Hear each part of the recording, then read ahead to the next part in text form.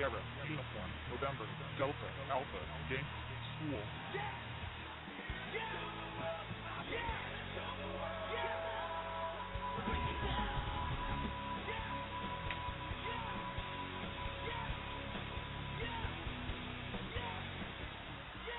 Oh.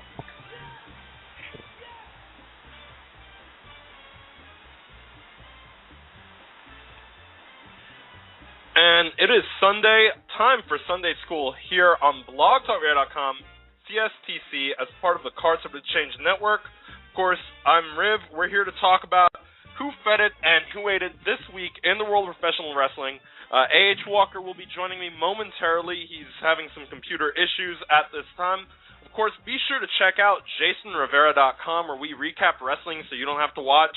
While you're there, check out some of our disturbing, strange articles. As far as this show goes, you can now find Sunday School on a variety of locations.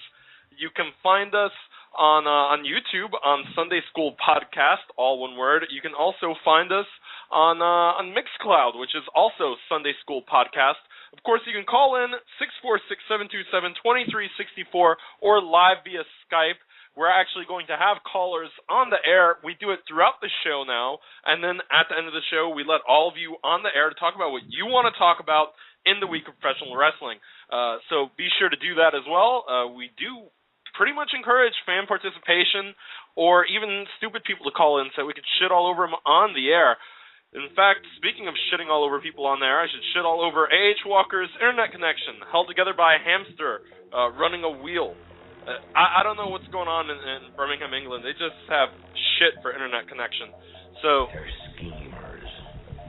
Oh, hey, that's the old intro. Oops, my bad. You see, this is what happens when when A.H. Walker immediately sort of bombs the intro of the show. But I'm not going to wait for A.H. Walker to get on the line to start this thing. I've already unmuted one of our first callers on the show. It is the Chief. Chief, how you doing? I'm doing good, Riv. Just coming back home from a little batting practice.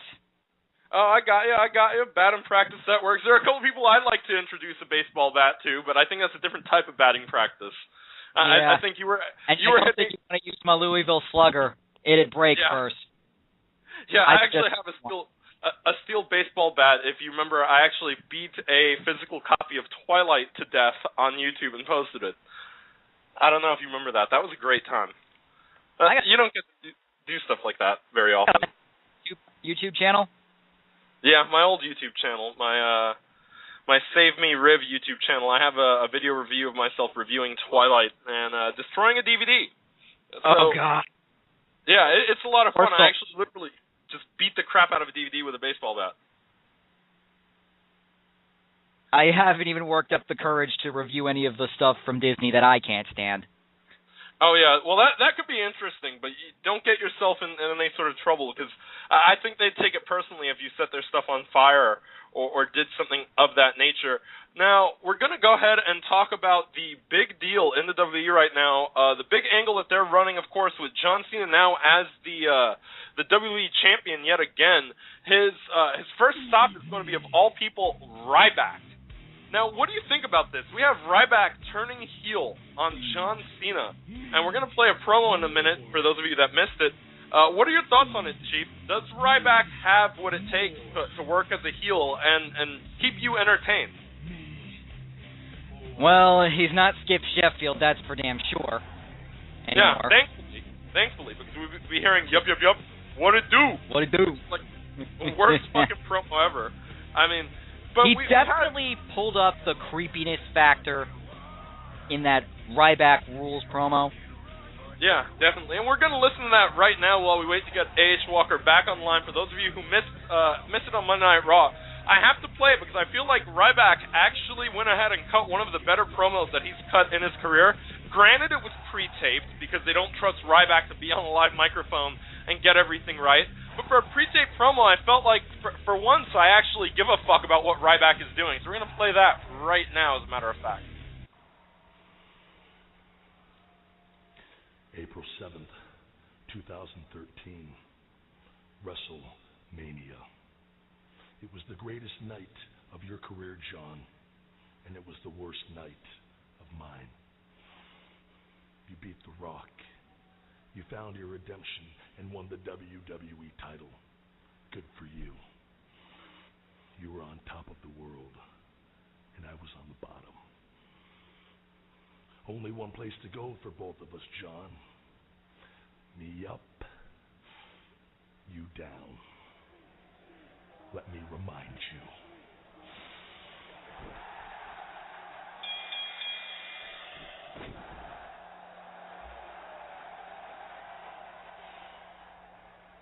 There must be so many questions swimming through your head. Why? Why, Ryback? What did I do? Or maybe you know, John. Maybe you saw it in my eyes before I took your head off last week. But really, what choice did I have? After everything I've been through, to find myself the day after WrestleMania staring up from the bottom of the ladder again, that was not gonna happen. But I'm getting ahead of myself, John. You're probably thinking, I helped that guy out. I took him under my wing, and this is how he repays me? You did reach out to me when I came into the WWE. You told the WWE Universe that this Ryback is my friend, and he's an okay guy. I remember you even gave me your title shot when you were injured, which I think more people wish you were more often. Feed me more! Feed me more! Feed me more! You made me feel like I belonged. You offered me a seat at the table, and you promised me that you would always have my back. What's obvious to me now is that a friendship with John Cena is nothing more than a promise of living in the shadow of John Cena. I am not an afterthought. I am not a sidekick, and there is no light bright enough, not even the spotlight commanded by John Cena, to eclipse the force known as Ryback. If you were Superman, say hello to Kryptonite. How many times, Cena? How many times when you were on your road to redemption did you leave me to fend for myself?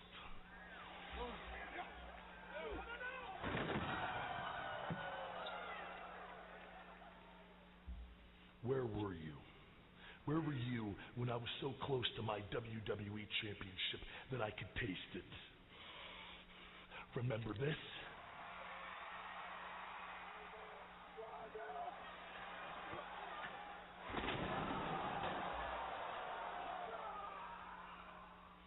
You said I could trust you. You said you had my back.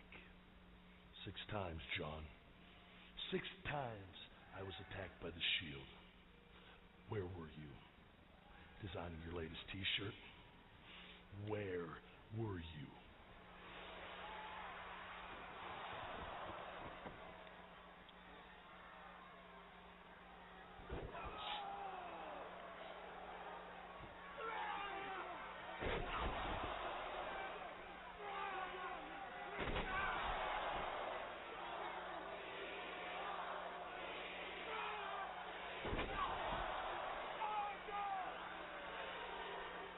But the 3 times you were attacked, I was there every time. But I understand. You had priorities. You were focused on one goal, winning back the WWE title. You got lucky at the Royal Rumble, and you grabbed your place at the table.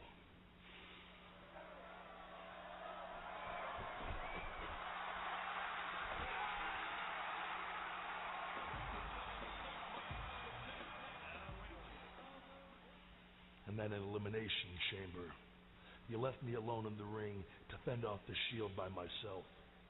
Again.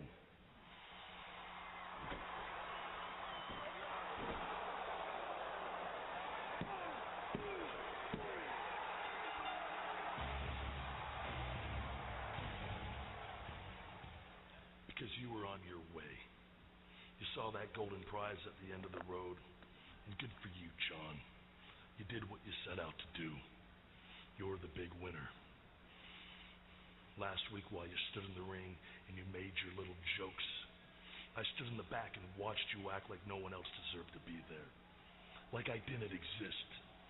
Like that title didn't rightly belong to me. I stood back there and waited for you to say something. To admit that you were only there because I wasn't. You tried to keep me in your shadow. You tried, John. But last week I showed you. I showed you that I'm stepping out of it. And you will have to see me for what I am. And what I am, John, is the biggest threat to your WWE title reign ever.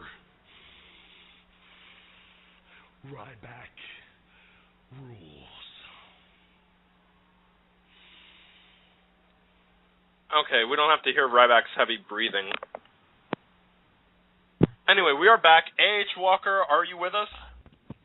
It wouldn't be a show without my absolutely turn that off, Riv. Turn that off. Temp wanted me to tell you that you had a mangina. So. Oh, is Temp on?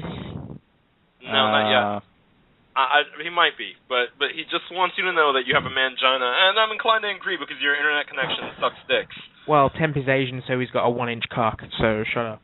Okay, now we're gonna... Hey, Walker. Yeah, and Chief is... Hey, Chief. Yeah, so now we replayed that promo, and I'm going to go to Walker first because I know that you heard it on Raw. What did you think about this? Despite being a pre-taped Ryback promo, how did you feel about Ryback cutting his heel promo and telling us his reasoning behind his attack on John Cena? Did you think this was a good promo, or do you think it needed work? What were your thoughts? Well, listen, the promo itself was decent in my opinion. Like, obviously, it needed to be pre-taped because Ryback kind of sucks still, unless you're saying feed me more. But like in general, I still don't understand why it's even a thing. Because the reason to attack John Cena is because he has the belt. It's not because, oh my god, you left me to get beaten up and raped by Shield. Well, I felt Ryback doesn't need to be heel. Doesn't need to be heel to challenge John Cena for the belt. That's true, but I felt it was all done very well because it was a good point. I mean, when you think about it, you don't think about it until you see the promo, and you're like, wait a minute, he has a point. He was out there getting his ass kicked by the Shield every week for like several months, and John Cena's nowhere to be found. But every time that John Cena was confronted by the Shield or basically getting attacked by Punk and the Shield and all these guys, here comes Ryback to save him. So it was very hypocritical. I mean, the thing that amuses me about it, though, is that if you watch it and you really pay attention, can we really call Ryback the heel? Because it's sort of like John Cena is the dickhead here. I mean, what do you think, Chief? Do you think that in a way, when you look at it from a logical standpoint, even though they want us to boo Ryback, he kind of has a legitimate beef for being pissed at John Cena? Yeah. I mean, how would you feel like if you were there for a friend every step of the way, helping him out, and then when you needed his help, he's like, "Oh no, I can't do that. I'm granting a wish to some sick, dying kid in the hospital. I can't help you out. I'm busy." I'd be pissed off myself. I mean, come on, man. I'm helping you out. Where's the return? Yeah, exactly. I mean, that's what friends do for each other. It's a give and take relationship. Now, on the other hand, with Ryback, it sort of did sound like he was angry, like basically, I sucked your dick, you didn't suck mine, kind of shit. Where it's just like, oh well, I thought we were in a relationship, but you never called me, you never texted me back. You never let me know when there was dinner. You never took me to Cracker Barrel. I really want to have Cracker Barrel. I mean, it was kind of that, but on the same time, you can't blame him. I mean, John Cena comes off as a dickhead in this. He didn't help him out. Now, what I thought was interesting is later John Cena actually cut a semi-heel promo of his own.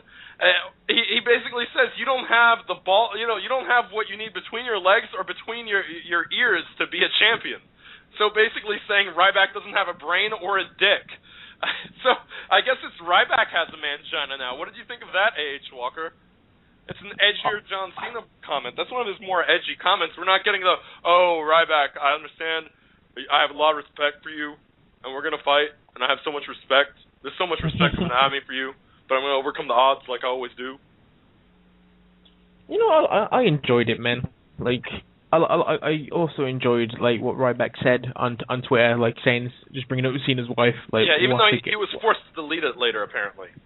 Oh, which was never mind then. Apparently because Liz Cena's divorce attorneys were not pleased with the comment, so there was a little bit of WWE backlash on Ryback for it. But I felt that was interesting. I feel like I think the Ryback rules thing is a little weak. It reminds me of O'Doyle rules from Billy Madison or something of that nature. But I mean, overall, I don't have a problem with him as a heel. You have him sitting there, he's watching the Shield dismantle John Cena, and he's not lifting a finger to help, which I thought was okay. I felt that was, given the situation and given his reasoning for being angry at Cena, it makes sense. Okay, well, if the Shield's going to beat the shit out of you, why should I help you? You never helped me. Even though they did spoil it by showing what looked like a Seth Rollins toilet cam prior to the Shield's attack, somehow one of the cameramen botched and showed Seth Rollins, Roman Reigns, and Dean Ambrose in the back somewhere, like sort of huddled up in what looked like an airport bathroom or something. And then, of course, a few minutes later they came out. The commentators try to do damage control, where after several minutes of complete silence, Michael says, did you see what I think I saw? Or some bullshit like that. It was like a really bad attempt to play it off. I mean, it was just, at that point, even the commentators didn't know what to say. It sort of spoiled the surprise if you were watching on TV. I don't know if it aired on the Titantron on the live show for that South Carolina crowd, which, by the way, that crowd was fucking retarded. They were some fucking coma patients out there.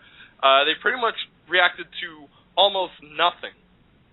And I'm really disappointed by their lack of reaction. I think that it hurt a lot of the better points of Raw. Even though it wasn't a great episode of Raw, what was there and what was interesting was hurt by such a dead crowd, especially after the WrestleMania crowd in Jersey. I mean, Chief, what did you think about that? Do you think that the South Carolina crowd sort of hurt anything WWE was trying to put into place on this episode of Raw? Pretty much, you said. Compared to the crowd it had in the Izod Center, this one was catatonic. Yeah, I mean, these people, you could literally castrate them, and I don't think they would even scream in reaction. And I think that was a bit of a problem. I think that it hurt all of WWE's angles going into that night, and we're going to talk a little bit more about that later on in the show. Chief, I'm going to put you back on hold, and we'll let you back on towards the end of the show. We're going to let our next caller on the line to talk about the next topic that we have to discuss. So right. Feel free to hold out, and we're going to let Gideon on the line now. Gideon, are you with us? Yep. What's up? So, of course, this is the new format for the show. During the show, callers will be allowed on the air with us during the broadcast, and then at the end of the broadcast, I let everyone else on. Call 646-727-2364, or use Skype to call into the show. Now, on the subject of the Shield, who came and destroyed Cena yet again, we had a little bit of a segment with them as well. Now, we had the Shield come out, and they're in a situation with the Undertaker now. So what are your thoughts on that? Do you think the Undertaker having one match with them this coming week on Monday Night Raw in London, England, is Undertaker going to do the job to the Shield? No, he won't even be in the ring probably. So you think he's just going to stand on the apron and let Hell No do the work and just basically do nothing? He's just sort of there for appearance's sake? Barring a choke slam or a clothesline or something like that, yeah. So, do you think the entrance will last longer than the match itself, then? Actually, Undertaker's entrance will be longer than his in-ring time. So, H. Walker, do you agree? Now, let me ask you. Undertaker showing up in England for Monday Night Raw. He's going to be tagging with Kane and Daniel Bryan to take on The Shield.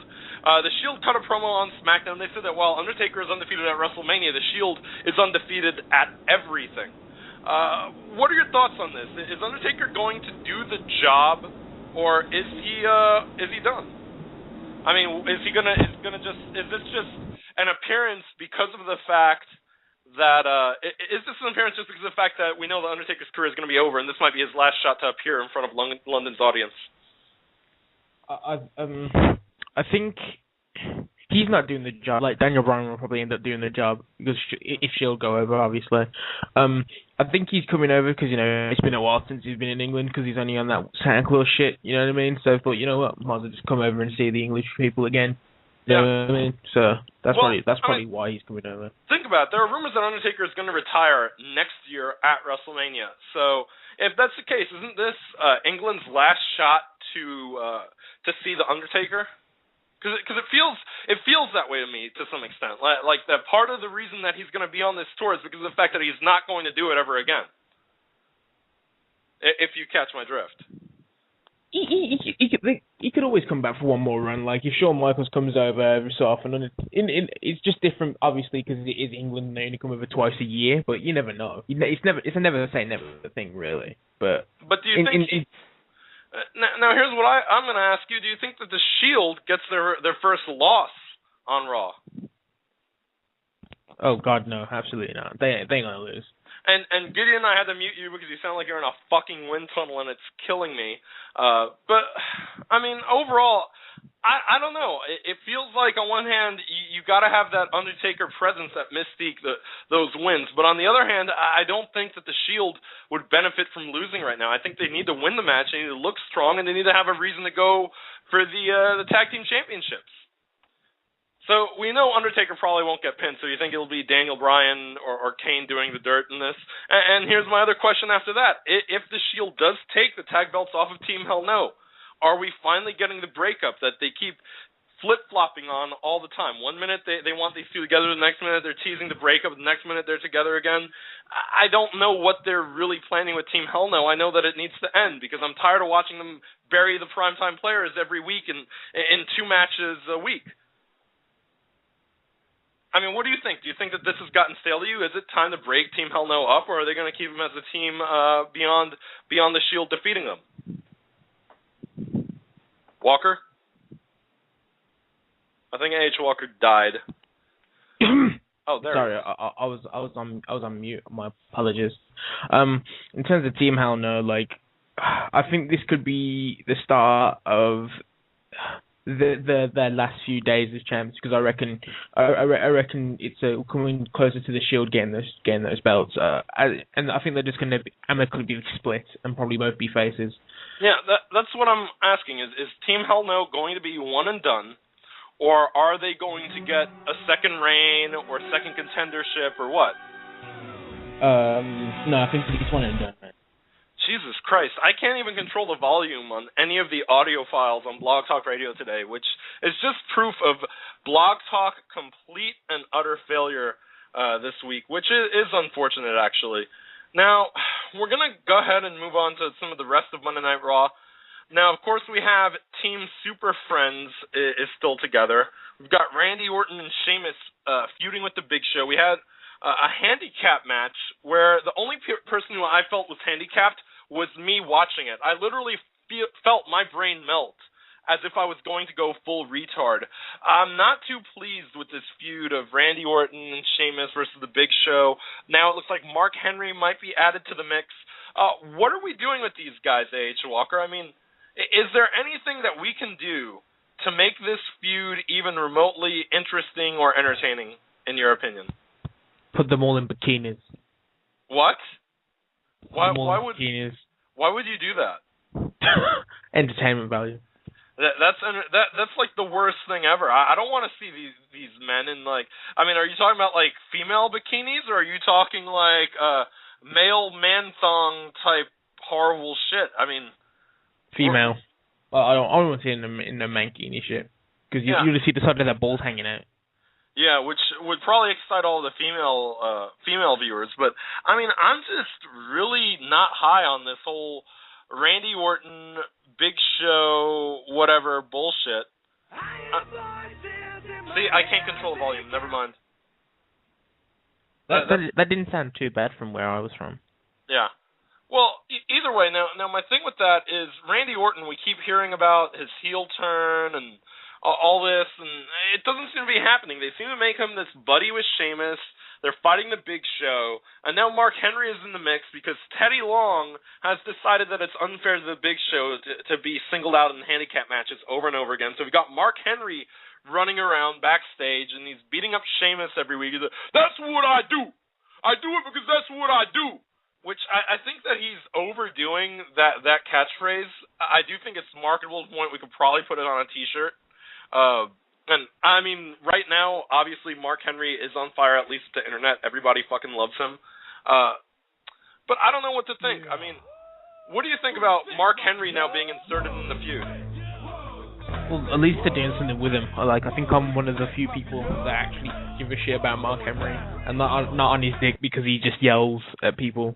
But, yeah, and I mean, we saw Sheamus turn around on him on SmackDown. He threw Mark Henry against a wall or a barricade while he was having a Renee Young interview, which I'm just relieved that Mark Henry didn't snatch Renee Young up and climb the Empire State Building and get shot at by helicopters. I've seen that happen before. But, I mean, you know, Sheamus now, the White Ape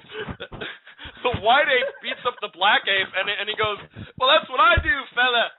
But it's so hard to take Sheamus seriously because of all the smiles and the easygoingness. I feel like I'm watching Ronald McDonald take on Grimace every time that I watch these two in the ring. And now they should be inserted. Again, it's going to be like sort of a tag feud where you've got a big, sweaty black guy, giant, sweaty, bald Big Show. You've got the pale guy and the guy who looks like he spent too much time in the tanning booth, Randy Orton. I don't understand why they would do this to us. What have we done? What transgression have we made to endure this tag team feud? I think they're going to slowly just drift them off into two singles ones. I guess it would be a bit more entertaining. But actually, they should have swapped it around and make it like a fucking... If they made it Mark Henry and Randy Orton over again and Big Show and Sheamus over again, because I had no problems with them last time. But I don't know, man. I think they get because they've got like 6 more weeks to build to the next pay-per-view. They're just going to drift them off into two singles ones. You know what I mean? Do you think that might happen? I think it might happen, but I can't say that I care. Now, I'm letting Troy on the line to talk to us about this because this is almost as awful as TNA, and I want Troy to suffer. Now, Troy, you're seeing this. We're in the midst of a Randy Orton and Sheamus versus Big Show Mark Henry feud. Randy Orton wants to turn heel, but I don't think this is going to be the point where he does. It's not like he's going to be the meat in beside a super heavyweight sandwich of Mark Henry and the Big Show, I don't think. It seems to me the underlying feud is that Teddy Long is overriding Booker T's decisions. Is that more interesting to you than the actual wrestlers involved in this feud right now? Are you asking me if Teddy Long is interesting? More interesting than the guys in the feud right now. You've got this black on black crime in the backstage where Booker T is like, "No, Teddy, no, you don't run behind my back, Teddy. I'm a Hall of Famer, Teddy. You don't do that." I don't even know which one is the fucking heel in this whole thing, but you've got that going on every time that Big Show comes out and complains. And Booker T, you're biased. You're biased against me. My career's still going on. Ironclad contract. Like, that's all he has to say. I don't know what the fuck is going on here. It feels like something that TNA would book. Renee Young is more interesting than either of these stories. Huh? Renee Young is more interesting than either of these stories. And the fact you want to dip your balls in it? I want to empty my balls into her. We found out that Renee Young really likes butterscotch dip this weekend. Don't ask how. But, H. Walker, I mean, what are your thoughts on the Teddy Long Booker T aspect of this? You've got this whole feud, no, Teddy, no, Teddy, no. Like, that's Booker T every time Teddy Long says anything now. I mean, when is this going to come to a head, and what's the payoff? You're not going to have Teddy Long wrestle Booker T. So, are we going to see Teddy Long go back to managing and maybe managing Mark Henry like he did when they were against Whitey back in the day, or what's going to happen here? Oh, good time. Yeah, I was going to say Mark Henry. Not Mark Henry. Teddy Long was just going to be a heel. What do you call it? Authority figure. Manager. That's the one. And Booker T could just be a face one, and they'll be back, and they'll be more at odds. They'll be like Stone Cold and Eric Bischoff. Do you think it's a point where the board of directors, and I actually literally made quotation marks with my fingers while I said that because that's their excuse for everything, where the board of directors gives Teddy Long equal power to Booker T as opposed to making him the assistant to Booker T on SmackDown? Basically, that he's their co-GMs as opposed to Teddy Long working for Booker. Do you think that's what they're going to do? Because they have to do something, because right now, basically, Teddy Long is supposed to answer to Booker T. He's supposed to do everything Booker T says. If Booker T wants coffee, Teddy Long better know how black that he wants it to be, which is probably really fucking black because both these motherfuckers are black as night. But I mean, what do you think? Are they gonna do something here where Teddy Long somehow gets more power? And is Teddy Long really the heel? Is Teddy Long really the heel? Because Booker T sounds like he's on his fucking period every time he speaks to him. Like, if I were Teddy Long and somebody were talking to me like that, I'd slap him across the fucking face. You don't talk to me like that, you egotistical Wendy's robbing prick. Just because you got in the fucking Hall of Fame before I did, you're gonna sit here and you're gonna be like a fucking period woman to me every time you fucking speak. I want Teddy to snap on him. I want Teddy to go old school and go back to when he had those controversial fucking promos of Teddy Long before he became the holla, holla, holla guy. I liked Teddy Long back then. I mean, let me ask you, Troy. Now, we give Teddy Long a lot of shit because he's been a face general manager for so long. Tag team match, playa, and all this crap. But, I mean, weren't you amused by the earlier Teddy Long that basically hated white people? Do you remember that guy? Or was that before your time? Troy? Oh, Troy hung up. Because he hung up. I think life got too bad for him, and I think he just finally decided to end it. I think this conversation got too black for him, even though he's also black now. He's whiter than I am. I feel like Booker T is gonna sell Teddy Long to the LaQuint Dickey Mining Company, like in Django Unchained when they try to sell Django to they try to sell Django to some fucking cruel slave masters. That's what I feel is going on with this now. Speaking of black people, and let me tell you, H. Walker, you people were on a roll. Does that come off as racist sounding? A little bit, but we've come to expect it. Well, this is one that you might actually commit genocide over. We have a new U.S. champion. Oh. Same old shit. I hear them booking. Same old shit. I hear them planning. So Kofi Kingston, the United States champion for like the 8,000th fucking time. Antonio Cesaro losing the belt on Monday Night Raw. We've got a new caller in the 843. 843, you were on the air with Sunday School. We're going to ask you first. How do you feel about Antonio Cesaro dropping the U.S. title to Kofi Kingston? Well, I'm a big wrestling fan, and I am a black guy, so I mean, let's be honest, man. The only reason why the belt was actually taken away from Antonio Cesaro is to put him in a better picture, to make him basically put him in another class and basically give him maybe a shot at that Money in the Bank coming up when the pay-per-view does come out. So it's only a build-up. That's all it really was. And, I like Kofi Kingston getting the belt. His storyline was dead for about 2 or 3 months. So, ever since the whole Wade Barrett controversy, so it kind of is a win-win for both characters and both wrestlers. Yeah, I mean, I think that Cesaro, you do have a point. We've got a Money in the Bank coming up, and he's probably going to be primed for one of those 2 briefcase matches. Hopefully this year they won't do another established Money in the Bank versus newcomer Money in the Bank, because I feel like the Raw briefcase last year was horribly done.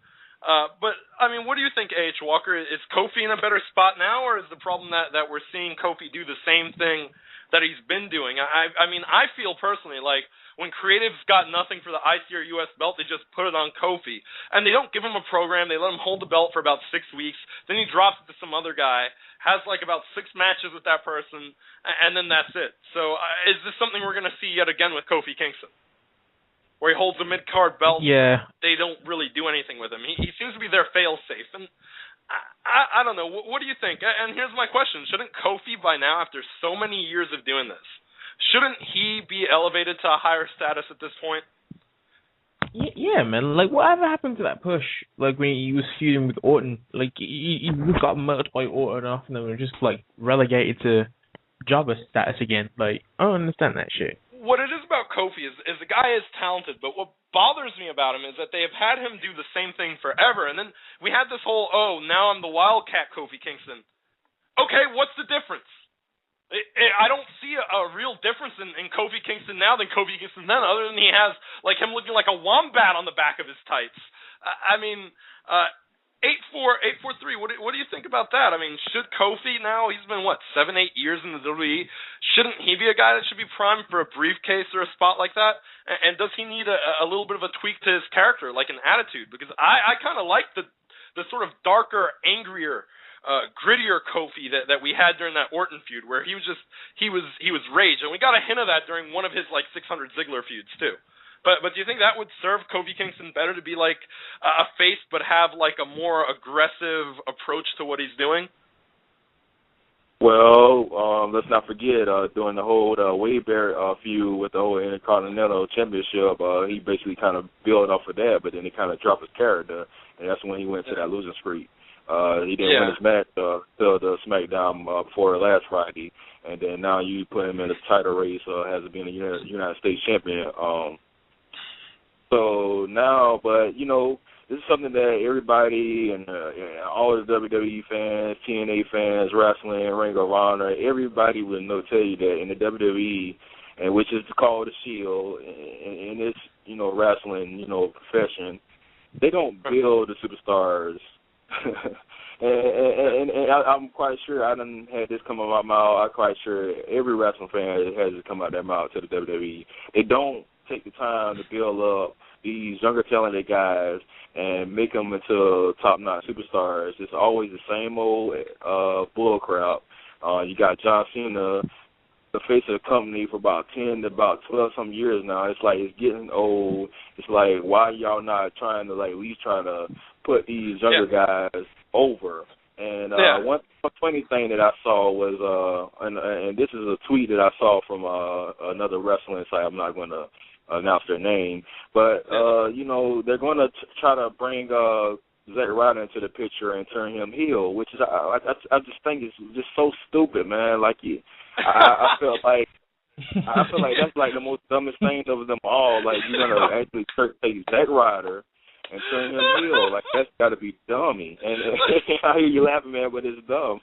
No, I know. That's why I agree with you. That's why I'm laughing, because it's like, all right, now the rep of the Kofi thing, I will throw this up to A.H. Walker. We saw Kofi defeat Wade Barrett on SmackDown. Now, Kofi's U.S. champion. Wade is the Intercontinental champion. Is there a chance that Kofi has a clean non-title win over Wade Barrett? Do you think WWE would be crazy enough to say, all right, well, here's your Intercontinental title match, and Kofi, if he wins, is now both U.S. and Intercontinental champion at the same time, and he's the undisputed god. I wouldn't say that. Huh? I wouldn't doubt that. I wouldn't say that they would actually have a guy that actually win 2 belts to put him over. I don't see that happening. That's never going to happen in a billion years. I don't see it happening, but I'm sorry, Walker. I know that Wade Barrett is your boy, but I would laugh uncontrollably if Kofi had both the Intercontinental and U.S. belt at the same time, because he's already had the U.S. belt 20 times, the Intercontinental belt 50 times. I mean, why not just have them both? Why don't they just go, you know what, Creative's got none for the entire mid-card. Kofi, you're staying in the mid-card forever to the point where we're just going to give you both fucking belts and call it a day. Could you imagine WWE doing that? I mean, and Kofi would be there smiling, SOS, boom, boom, and not doing anything different than what he's doing now. He'd just be walking around with both belts. Hey guys, I'm Kofi Kingston. I got belts. I mean, could you see that happening? Because I'm sorry, Wade Barrett. I like the guy, but they've really done a good job taking a dump on Wade. No, it's not going to happen. Let's be honest. This is what I think about this whole, right? Having these 2 belts, mid-card belts or the main belt, is 2 potential. It makes them look like they're over. Even if they keep on getting squashed, it's 2 chances to elevate 2 mid-card guys, and having it 2 belts on the one guy isn't going to elevate the one person any further. So there's no point giving them 2 belts. Yeah, I mean, it wouldn't. But would it be cool to see on anybody, pretty much, because you can work a good storyline from it, but it's just not going to happen. It would be such a good trolling, though, and I mean, when I think of Kofi Kingston and what he's done in the mid-card, it's just something they haven't done yet with him. I mean, they put the U.S. belt on him before, yes, they put the IC belt on him before, yes, but to have both fucking belts and walk around with them and basically troll everyone, because a lot of people do feel that, like, even though Kofi is talented in the ring, that he needs a change. So it'd be funny if they said, all right, here's your change, you're going to have the same gimmick, but you have 2 belts. I can see it. And then they probably have him wrestle Dolph Ziggler 60 more times. That's why the WWE. That's what I was talking about earlier. Like, they're not putting these younger guys over, and it's like when they try to build these guys up, it's just like, hey, I'm just throwing the storyline out the window. It's like the WWE does this like time after time after time. It's like, why not try to build this younger talent up? Because, you can't worry about having John Cena as the face of your company for 50-something years. You got to have somebody else new come and step into the picture. No, I agree with you. One thing that WWE is missing that we've talked about on the show is variety. They like to book the same match over again from SmackDown, from Raw, then book the match 2 more times, and then pay-per-view match with the same 2 people, and by the time it rolls around pay-per-view, you're like, you know what? I'm tired of it. I've already seen them fight like 6 or 7 times by now. They need to spice it up. They have enough people on the roster where they can mix it up, and you can put people on the air more often. Your Justin Gabriels, your McGillicuddies. You have so many people that are in the mid-card, your Ted DiBiase's. I mean, do these people even still work for the company? I think we saw Gabriel on Main Event. But, I mean, let's be honest. Unless you're like one of those hardcores that watches 12 hours of WWE programming a week, you're probably not watching Main Event. You're probably using it as a day off from Raw and SmackDown. But let's talk about this, 843, because you brought it up. We have to talk about what you mentioned. Now, we have apparently Zack Ryder, of all people, and he is turning heel, apparently, through the internet. Now, my friend Johnny, who co-hosts Asks with me on Wednesdays, actually went ahead and said that Ryder's heel turn had less impact than my arguments with people at 3 a.m. on Twitter. Let me ask you, A.H. Walker, what do you feel about this? Zack Ryder as a heel? I mean, is this a fucking joke? Well, listen, his initial heel run that turned into this whole, internet revolution shit was pretty good. Him being a heel now, when pretty much anybody who's anybody, even when his fan base who should like him hates him, and who hates him even more, he's just going to send him out the door even quicker. Who gives a shit? Like, he's a fucking joke. don't. I mean, 843, you brought it up. I mean, Zack Ryder as a heel, but I mean, this is the thing. They've made him so not believable in any fashion. It's like, when I think of heels, usually you got to be able to kick someone's ass. And we already have a heel version of Zack Ryder. They're called the 3-Man Band. And they get their asses kicked every week. So what, now we're going to have Zack Ryder, another... Oh, I can't take it anymore, broskies. I'm mad. It's like, get the fuck out of here. I mean, I've met kindergartners that are more heel than Zack Ryder. Yeah, it's laughable, and I wouldn't be able to take it serious. It's like, the WWE has too many heels as it is, and to actually turn Ryback heel, I thought that was one of the biggest disappointments that the WWE could do for this year, period, 2013. I'm just saying. Yeah, I mean, I see, I kind of like it, but I also see where you're coming from, because they've invested so much time into making it in my face, and they invested so much of this John Cena putting Ryback over on the mic as if, they were going to come up with this successor to the John Cena era. And now they've just, oh no, you're heel now. And this is what they did with Punk, too. If you remember, when Punk turned heel on John Cena, even though Punk is quite over with the fans and the audience, they did the same thing. It's like, oh, here's CM Punk, and John Cena is in danger of being replaced as the top babyface, so we're going to turn Punk heel. It's something that they have gone to the well with pretty often. But Zack Ryder turning heel, it sounds like a big fucking joke. I can't take him seriously. I mean, this is a guy who, the average length of his match is 15 seconds. I mean, and that's probably how long the motherfucker lasts in bed, judging by that whole Eve Torres storyline. I mean, and he's been feuding with Eve Torres, even though she's not even in the fucking company anymore with this, oh, I made a song, guys, it's called Hosky. Who cares? I mean, A.H. Walker, heel Zack Ryder, what can we really do with him? Can we do anything that would make you give a flying fuck about a heel Zack Ryder? What we could do is get a few bricks, head with it, and keep on hitting him in the head with until the blood turns pink with his brain leaking out onto the ground, and then maybe okay then. The way I feel is like the only way that you would have Zack Ryder as a fucking heel work is he would have to completely denounce his entire existence as Zack Ryder. He would have to, I mean, if you just turn Zack Ryder heel and he's all broski with the headbands and the stupid hair and whatever the fuck else he's doing, the fucking push me tights, which is fucking retarded, by the way, nobody's going to buy it. You need to basically reinvent him as if Zack Ryder, the true Long Island guy, just doesn't exist anymore.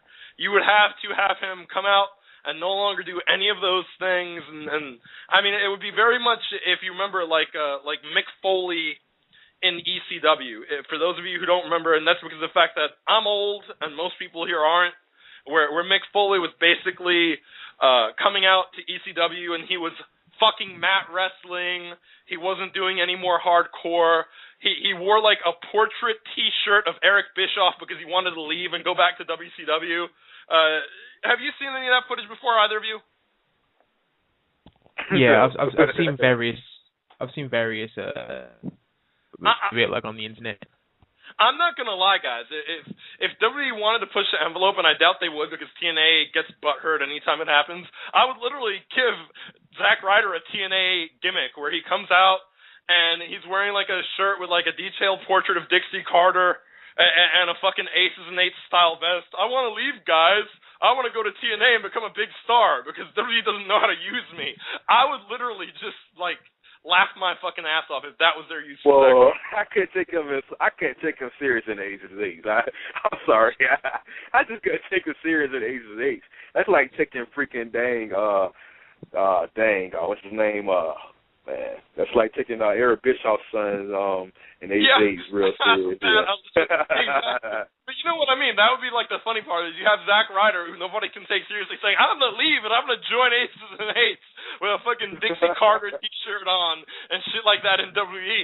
I would laugh my fucking ass off because it does feel to an extent like, oh, if you were a WWE jobber, we'll just throw you in the Aces and Eights along with a couple of people's kids and it'll be all right.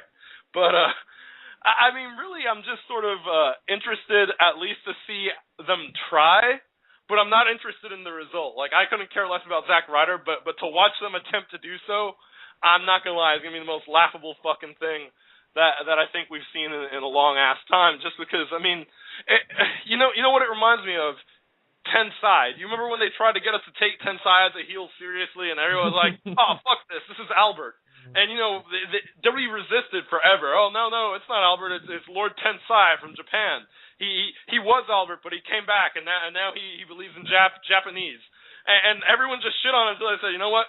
Fuck it. This motherfucker's Albert. We're going to name him Sweet Tea and put him with Brodus. And he's going to dance like he did when he was with Scotty Too Hottie. I mean, it's the same thing. You can't fucking take no Zack Ryder seriously. I'm sorry. I agree. They would have to reinvent his character. They would have to change his name, and they would have to get rid of all of that goofy mess he comes out with. And then you have to be more physical in the ring. I mean, even though his wrestling move sucks, I mean, he would have to be like really top-notch physical. I mean, when he gets in the ring, like really going crazy. I'm not gonna lie, you have to take, I mean, it'd be more than that. You have to take that motherfucker's soul like Shang Tsung in Mortal Kombat and give him a new one. I mean, that's what you have to do with Zack Ryder to get anybody to pay attention to this man. I mean, it's sad. And it is sad because he had something going for like 5 minutes, and then they milked it to the point where not one person gave a remote fuck about him. And now, literally, I don't know if you guys listen to Asked on Wednesdays. We were talking about our WrestleMania experiences, me and Johnny. And this guy would show up at the bar like he just woke up at like 2 in the morning. And I guess if I weren't being used and I was a joke and everybody laughed at me, I'd stay asleep till 2 a.m., wake up, and go down to the bar and drink all the time, too. I mean, what else is he going to fucking do? But 843, thanks for calling, man. Feel free to hold it out because we're going to let callers back on the line towards the end of the show. We're going to let another caller on the line and talk about our next topic on there. But thanks for giving us that bit of information because I'm telling you, man, now you got me laughing about the Zack Ryder thing. I'm never going to let him live it down. Thanks, man. All right, I'm going to put you on. We're letting the next caller on the line. It is MJR. How you doing? Fuck you. I'm good. What's up, guys?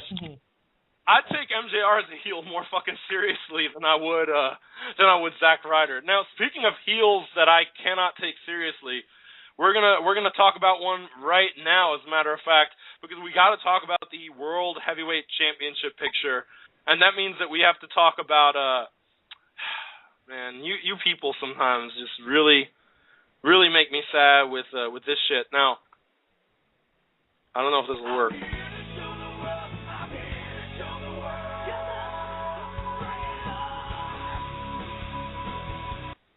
Oh my God, you guys! Dolph Ziggler is being buried! A.H. Walker, what do you think about that mentality? He's got the World Heavyweight Championship. Argument invalid. Yeah, I mean, okay, Dolph Ziggler, World Heavyweight Champion, loses a match to Jack Swagger on Monday Night Raw, and the immediate reaction by the Twitter wrestling community, the internet wrestling community, the YouTube wrestling community, the Jesus Christ Saves wrestling community, the Aryan white man with really bleach blonde fucking gay hair wrestling community was Dolph Ziggler being buried. He lost his first match as World Heavyweight Champion. There was this thing, I don't know if you guys realize, there's another show called SmackDown, and Dolph Ziggler's first match as World Heavyweight Champion was on it against Chris Jericho, and he won. So all of you need to shut the fuck up. Now, these are people who are whining and complaining that Dolph Ziggler isn't getting his due. The man is the World Heavyweight Champion, as you said, A.H. Walker. So let me ask you, MJR, do you think that losing to Jack Swagger in a non-title match on Monday Night Raw hurt Dolph Ziggler? How does he still have the title, right? If I'm not mistaken, right? Yeah, he still has the title. Jack Swagger has a clean non-title victory over the World Heavyweight Champion. That's what we have, right? That doesn't mean a goddamn thing. That doesn't mean anything. Why do people jump to conclusions that somebody's being buried? I don't get that shit. It's like, whenever, this happened even when he had the fucking Money in the Bank. Oh my God, they're burying him, but he has Money in the Bank. That doesn't mean anything. He can cash in anytime. It doesn't mean anything. People have short memories and even smaller brains. And probably really tiny dicks too, but that's neither here nor there. Now, the problem that people don't understand. If you watch Idiocracy, they probably have bigger dicks and do nothing but fuck all day. Yeah, but the problem with this is that, I mean, and I was celebrating when Jack Swagger won. I mean, I was check 1, 2. Oh yeah, and I'm like, oh yeah, that's not his music anymore. I mean, I miss that. I do miss the more animated victory lap Jack Swagger, but. I mean, in my opinion, I said before, Jack Swagger is a better heel than Dolph Ziggler. People actually hate Jack Swagger. When the match was made, Vicky Guerrero came out, and she got that unanimous boo. And this is why Vicky managed Dolph Ziggler to begin with. Because if this guy is going to run around and call himself a heel, then you need him to actually be booed. And literally, the South Carolina crowd not only didn't really boo him or cheer him, they just sort of sat there like a bunch of vegetative. They sat there like they had been in a car with Nick Hogan and crashed into a tree. That's basically what happened. It's South Carolina. I don't think they understood what was going on in the match, let alone know what was going on. I don't think. I'm pretty sure half that crowd can't read either. So no. Dolph Ziggler basically reiterated his promo from Friday because basically people don't watch SmackDown, which was proven when people thought Ziggler was being buried by losing his quote-unquote first match as World Heavyweight Champion. Now, Ziggler comes out and he wears the belt backwards and does the ass shake with the belt. And this is supposedly for heel heat, but all I see are women screen capping and going, oh my God, I want to toss Dolph Ziggler's salad. So, I mean, at what point is this heel? I mean, I don't really understand. But that's neither here nor there. The thing is that Dolph Ziggler is out-heeled by Jack Swagger. And Swagger defeating Ziggler was to strengthen Swagger himself, because otherwise what were we going to do with him? Throw him back in the mid-card and turn him into a nobody? They needed him to beat Ziggler to have a reason to be in the triple threat match. Walker, do you think that they could have done it otherwise? Do you think that had they put Swagger in the triple threat, it would have looked stupid without him having a legitimate reason to be there? Yeah, the best way to get him in there was to make him like beat Dolph Ziggler. Like, I have no problems with this. I don't understand why people are complaining. And what I liked is actually, and people don't give him a lot of credit because they're too busy hating him, but Michael Cole actually doing the work in this match and going, these guys have a history. They were tag team partners. They weren't getting along towards the end of that. They know each other very well. Yeah, he did a good job of making Swagger sound like, yes, Swagger can beat Dolph Ziggler. He knows him well enough to do so. And then on wait, hold on. There was continuity at the announcers table? Yeah, this was a surprising continuity episode of Raw because we had the Ryback promo as well. But wow. Hey, the thing about it is that I'm not going to complain. I felt like this is. I've actually said this is the most interesting Jack Swagger, Dolph Ziggler, or Alberto Del Rio I've been in a long time. And a lot of people don't agree with that. But then you had Del Rio beat Swagger on SmackDown. Now the thing is, if Swagger can beat Ziggler and Del Rio can beat Swagger, who can beat Ziggler, now we have ourselves sort of a basis mentally and logically for this triple threat match. I mean, what do you think, Walker? I mean, isn't that kind of the point? People are in this one case, the same old shit rule actually applies for validity here, I think. But what do you think?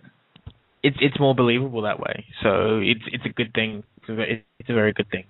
Yeah, I mean, otherwise, why are we having a triple threat match? So I'm fine with it, and that's what we're going to have. We're going to have it at the pay-per-view. We're going to have Jack Swagger versus Dolph Ziggler versus Alberto Del Rio, and the underlying story is that Del Rio and Swagger hate each other so much that, get this, you fucking Dolph Ziggler are being buried fucking idiots.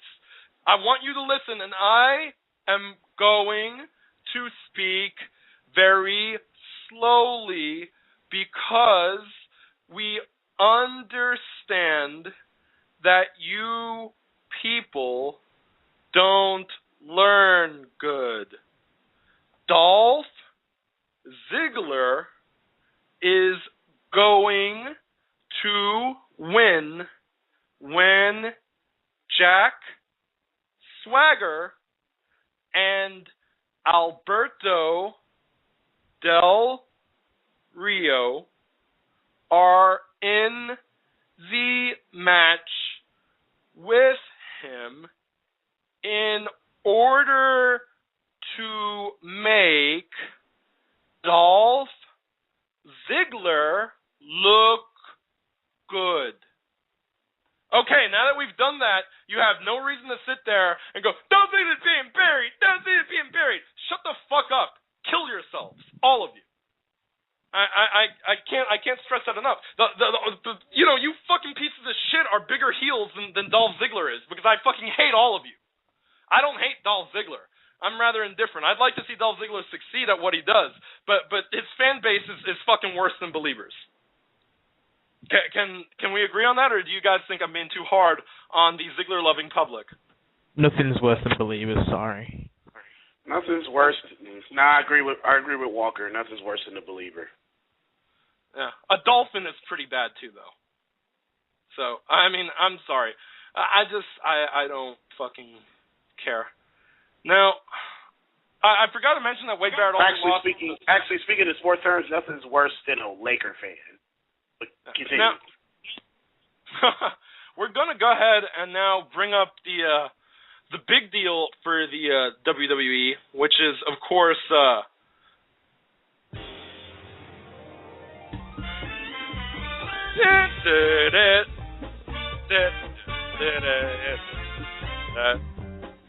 now, Fandangoing has been taking over WWE, and I'm sorry that I can't play the entire thing because I can't talk over it because Blog Talk's volume sliders are broken. I'm going to go ahead and say this. Now, we made this big deal out of Fandangoing all week. We had all sorts of videos. We had fucking even PETA with a bunch of fucking furries doing it. Now, they had Fandango come out here towards the end of the show, and almost nobody in South Carolina Fandangoed. So is this a Fandang fail? What do you think, Walker? Now, let me ask you, do you think that that Fandango, the Fandangoing is done for at this point, or do you think it was just one really dead crowd that didn't give a fuck? Dead crowd that didn't give a shit. I think it's going to be like that for most crowds because like that one crowd was full of smarks who might like it, and now it's going back to ordinary markish crowds. What do you think, MJR? I mean, is this a bad sign for Fandango? No, it just shows that. So I was expecting it on Monday, but I really didn't because they were in South Carolina, and I don't think they know what Fandangoing is. I think most of them barely have internet. I think most of them don't know what anything is unless it's fucking their own mothers. South Carolina is pretty damn bad. But Fandango came out here and he cut a promo and he tried to get Lawler of Fandango with him, and Lawler got creeped out, and then he basically tried to get the crowd to say his name and told them to all go Fandango themselves. Which I like the way he's turned "Go Fandango yourself" into the PG version of "Go fuck yourself." So, what do you think about that, A.H. Walker? Is that sort of going to be a sort of new thing? Go Fandango yourself? I like that. I might use it myself. Now we're going to go to another segment. Now, just so you guys hear, Fandango, after having a really bad Monday Night Raw, went ahead and turned shit around on SmackDown. He actually cut a really good fucking promo, a solid promo on SmackDown. They opened up with him instead of closed with him, which is important because Fandango actually got a reaction when he opened up the show because you hadn't murdered the crowd with a lot of same old shit cell matches and a lot of Raw recap and all this bullshit. I think when you start it with Fandango, it's a little bit better because the crowd is hyper. They're ready for the show to start. You start with this guy who's on fire, and of course they're going to get behind him. They're going to do the You bring him out like an hour or two of Raw towards the end, and everyone's just like fucking zombies. But let's listen to this promo that he had on SmackDown this week. Lillian, you are looking excellent tonight.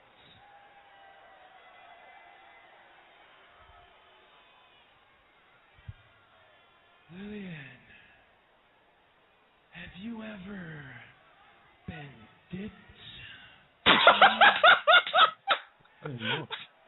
Dipped. Have you ever made moves on anyone before?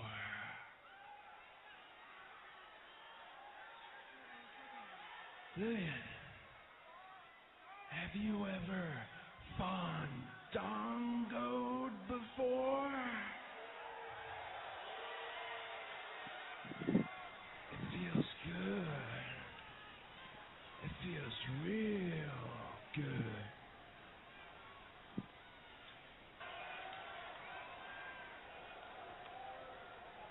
Lillian, that was absolutely terrible. Now, he dropped Lillian on her ass after dancing with her. He just threw her on the mat like a sack of shit.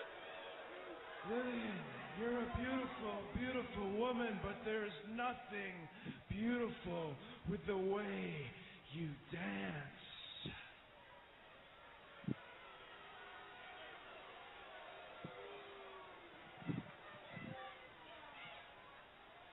You're just like each and every one of these people who butcher my name and mock my dance.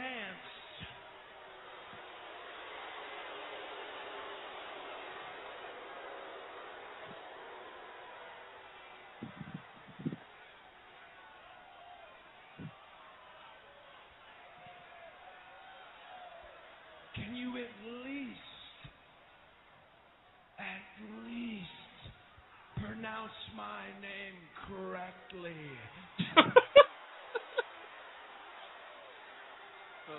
Pay attention. It's fun. And of course, he gets interrupted by Santino Marella. Now, I should mention that during the whole promo, because again, you can't actually view it, the psychology of Fandango, he was groping Lillian Garcia, he was sniffing her hair, all shades of the original gimmick as Johnny Curtis that he had. So let me ask you, MJR, do you think that this promo solidifies Fandango as a heel and as just a really creepy fucking person? Yes, it does. I was hoping that on Monday when he get that promo, like, do you want a Fandango? Do you want a Fandango? I was like, oh shit, it's already being buried. But now hearing this, it's like, awesome. Now, okay, cool. He's back to being a creep. Yeah, and I'm completely fine with that. Now, what do you think, A.H. Walker? Fandango, now, at first we were worried the crowd maybe would turn him face or bury him to some extent because of the South Carolina crowd. And here we have him cutting a very vintage Johnny Curtis promo where he's sniffing Lillian's hair, he's groping her, he's asking her if she's ever been dipped. I mean, in a very sexually perverse manner. Is this what we need Fandango to be in order to succeed? Is to be this controversial kind of creep that people just happen to get behind because of his music and his weird demeanor? Well, this is something to get behind. I wouldn't understand why people couldn't get behind this shit. It's awesome. It's fantastic. Now, a lot of your people there in London, England, in England, I know you're in Birmingham where they have cheap internet connection and all that shit. Now, a lot of people in England are saying they are going to save Fandangoing. Would you go as far as to agree? Now, if you remember the initial Fandangoing in New Jersey, you could hear the accent. For the most part, most of the people that were doing the were British people. So, do you think that this Fandangoing thing, despite it being very cold in South Carolina, do you think that we're going to get a loud ovation for Fandango on Raw in the UK? I think we will. Yeah, it's going to be quite loud. And I think that's what we need. We sort of need this Fandangoing thing to be saved. Now, while I do feel that a lot of people have sort of jumped on the bandwagon and it's sort of trendy, catchy, whatever, I also, on the other end of the spectrum, want nothing but success for Fandango, for Johnny Curtis, because of the fact that I think that he's earned it. I really do. I feel like I've seen him come up through NXT. He was very vanilla on NXT Season 4, did nothing for me on that season. He won NXT Season 4 consequentially, and then he went on to NXT Season 5. The Dirty Curdy gimmick it was fucking incredible. I mean, he was doing the same stuff. He was sniffing girls' hair. He was walking up uncomfortably close behind Caitlyn while she's bent over, stretching before a match. He's walking around with no shirt on in like 20-degree weather, touching his nipples, threatening to have sex with anything that moves, chloroforming commentators. I mean, the guy was a creep, and now we've got this Fandango. And you would think it would be more watered down, and it really hasn't gotten all that watered down. He's still just as fucking creepy. Now he just happens to dance on top of all that. And he does have this rapist voice when he talks like this. Breathe in the A's. Let them flow through your body. I mean, it feels to me like Fandango is basically just a hyper-tuned extension of Johnny Curtis. Would you agree or disagree, A.H. Walker? I agree with that. I mean, this guy is great, and he was a proponent of NXT, which we'll talk about momentarily. We got to talk about one more major angle going on in the WWE that a lot of people are sad about, but I'm not too troubled by. Actually, I have something to say. Yeah. Guess what I did this week? Had sex. Had sex? No. Unfortunately, no. I watched NXT. Okay. Well, congratulations. Now, we're going to talk about that in a minute. We'll actually probably leave you on for that because of the fact that it's just so rare when people actually watch NXT and call into this show. But we're going to go ahead and talk really briefly about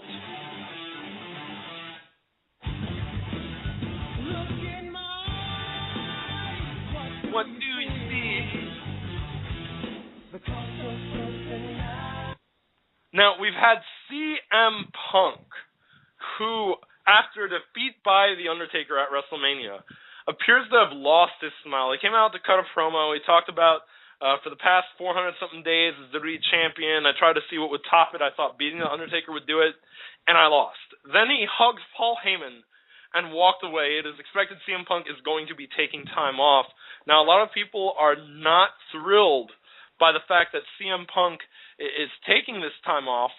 So, of course, A.H. Walker's crappy Birmingham Internet England connection sucks. Now, let me ask you, since you're still on MJR, what do you think about this? People are complaining about CM Punk walking away.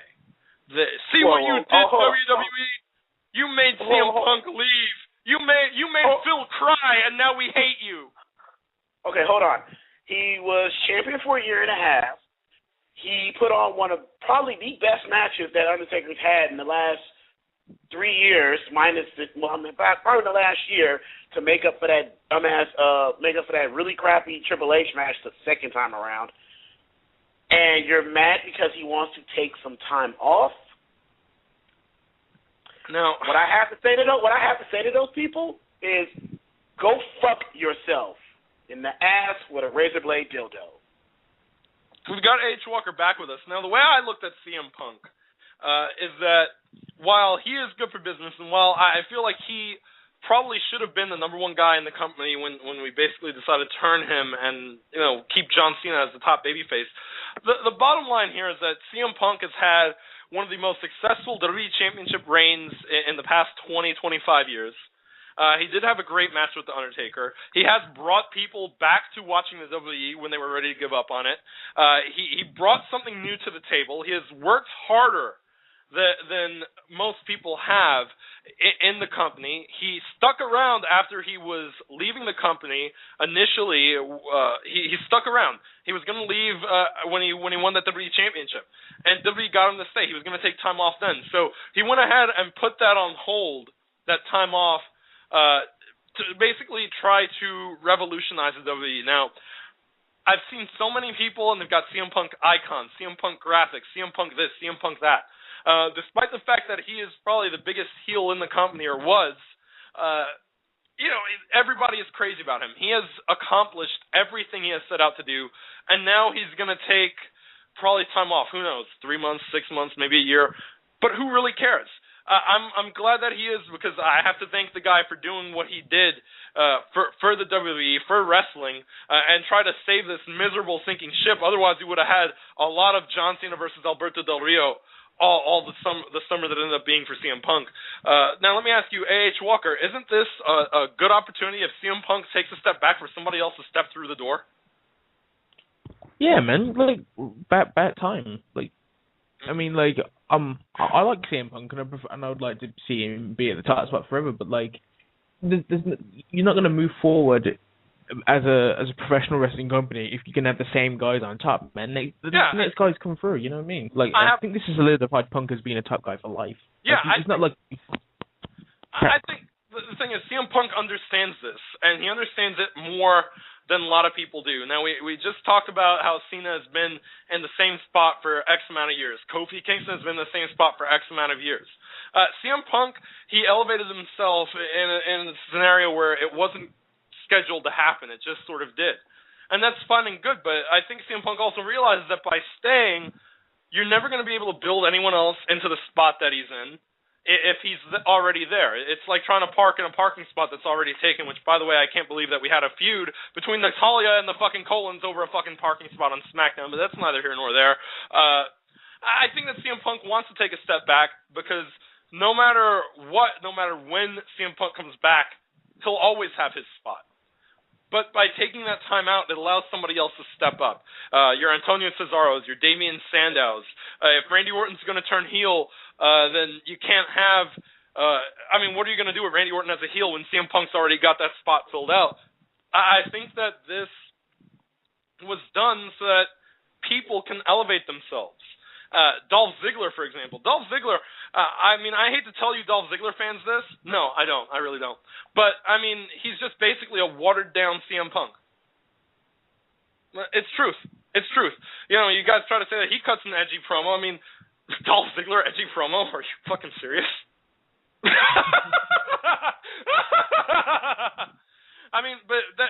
I can't take Dolph Ziggler seriously as a heel because CM Punk is a much bigger asshole than Dolph Ziggler could ever hope to be. But, hey, with CM Punk out of the picture, maybe Dolph Ziggler will be able to step through that door and be the top heel in the company. Who knows?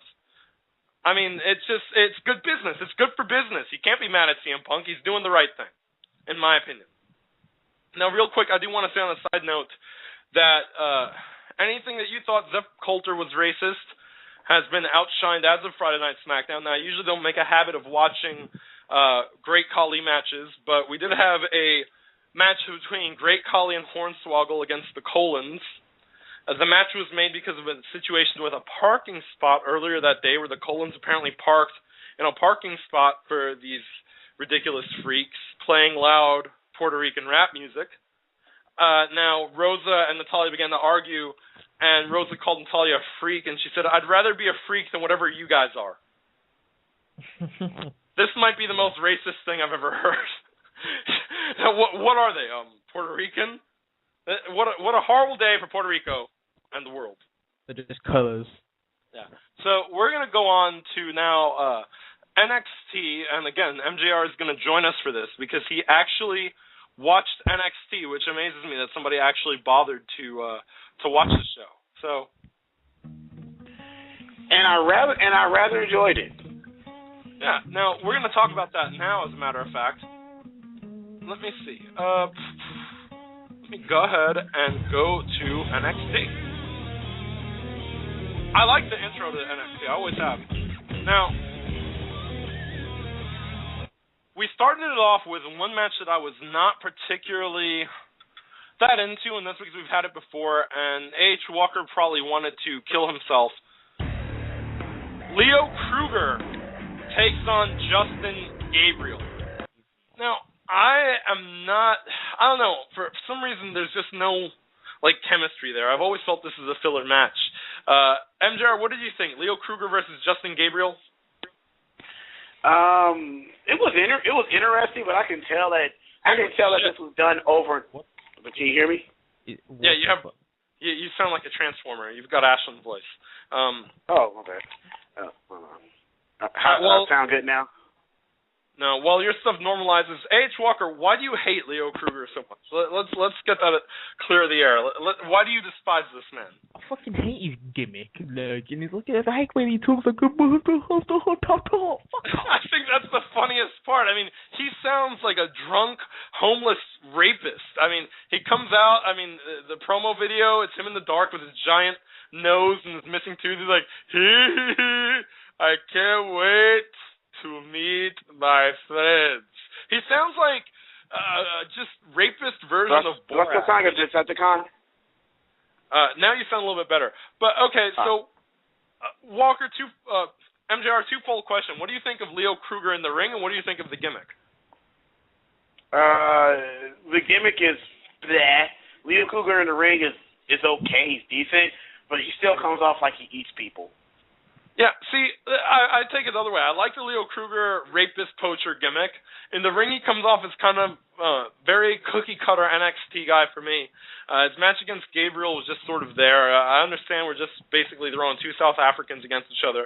It's nice to see Gabriel actually wrestle, but on the same token, I wasn't really feeling the match all that much. Now, we've got this whole situation, too. We booked a lumberjack match later the night between Seth Rollins and whatever the fuck the guy's name is, Graves, who I barely care Corey about. Graves.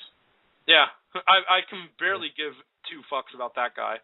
Now, we had a Page interview where... You know something? What? First of all, two things about that interview. Summer Rae is a mountain I would fucking climb immediately. And Paige has got to be the whitest woman I have ever seen in my life. If you're sitting next to another white woman and she looks blacker than, and she looks like almost mixed black, something's wrong in that picture. I'm just saying. Paige needs more melanin in her life. She needs photosynthesis. But anyway, I was going to say, now, this is the thing. I think this is where Paige sort of falls short. And much of this may have all of you people who like Paige, let's just be honest. The reason that you like Paige is because of the fact that she has that look. She looks like someone that would have sex with you miserable people out there. And that's why you like Paige so much. Now, Paige is very good in the ring.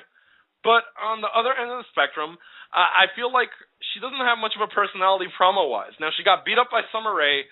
Summer looks a lot better in person. She looks like she has progeria on NXT personally, but in person she looks a lot better. But I just sort of feel like this is where Paige is sort of lacking. I think this is why she's in developmental, because it's hard for me to get behind anything she says. I mean, Walker, what do you think? You followed her career probably longer than the average WWE fan. You know what she's capable of. Of course, she's been wrestling in the UK before she got signed to WWE. Do you think that one of Paige's problems in the WWE machine is a lack of a personality? I can attest to that. Well, it doesn't help. It doesn't help when you look like a corpse. That's another thing too. You know what? I have no problem with her look. I like the way Paige looks. She's well, it works for Sheamus, man. It works for Sheamus. Sheamus was like a ginger corpse. But I mean, on the same token, I mean, Walker, if you would stop inserting your microphone into your anus. Sorry. Stop that. I know that you're masturbating. Did you get Sunray to agree to hang out with you in Birmingham? Because she asked what was a good place to shop. Maybe she could have bought you a new internet connection. She never got back to me. The fucking bitch. That's because she doesn't like black people, maybe. Anyway. I'd cripple her with my massive cock. So what is it that Paige needs in order to make it to the main roster? What do you think she's going to have to work on before she gets called up? Despite the fact that everyone's like, Paige needs to be called up like yesterday. I mean, what is it? Suntan. Sorry. You're terrible. I don't mind pale chicks. It's a contrast from the fact that every chick these days looks like a fucking catcher's mitt. But Walker, what do you think? My fingers in her no-nos. I don't think that you're part of the WWE creative team, so I don't think that does her any favors. Now, we go on to more Divas. It does me a lot of favors, though. We have more Divas action. We have Bayley who comes out, and what was her name prior, Walker? I have no idea. Anyway, we have Bayley versus, of all people, now, it was Davina Rose is Bayley. Now she comes out, and as Johnny calls her the ugly NXT diva, he says that she's the least hittable out of the group. Anyway, she's taking on the one person who I think does have the personality. I mean, I was joking about her last week, but in all honesty, I have to say that Emma actually is getting really over with the WWE crowd. I mean, they actually do the dance. They get up with her. They laugh at her ridiculous entrance, which she actually did without botching this week. Then she actually put on a halfway decent match. I saw her pull out the tarantula of all moves during the match. I felt like, in my opinion, I think Emma's more likely to be called up than Paige at this point because of the fact that at least she has sort of a gimmick that makes her stand out. Do you agree or disagree, MJR? From what I've seen from Emma, yes, she does have the gimmick. She has the gimmick. I mean, she's really good at putting up that stereotype that white people can't dance, but it got me into her match. So I was like, yeah, I think she should be called up before Paige because, again, Paige just really didn't come off to me as somebody that I would root for or even boo at. At least with Emma, like, if you hate her, you're going to be like, oh, stop this stupid dancing. Or you're going to be like, we're doing her dumbass dance along with her. So I think as long as you have... Go ahead. I caught about every third word of what you said because it sounds like you're being radioed from another dimension. But, I mean, from what I heard, I do agree with you. It's like this, and people don't understand, is that, yeah, it's fine to be an internet wrestling fan, but you guys are usually nerds that watch this, like, 60 hours a week.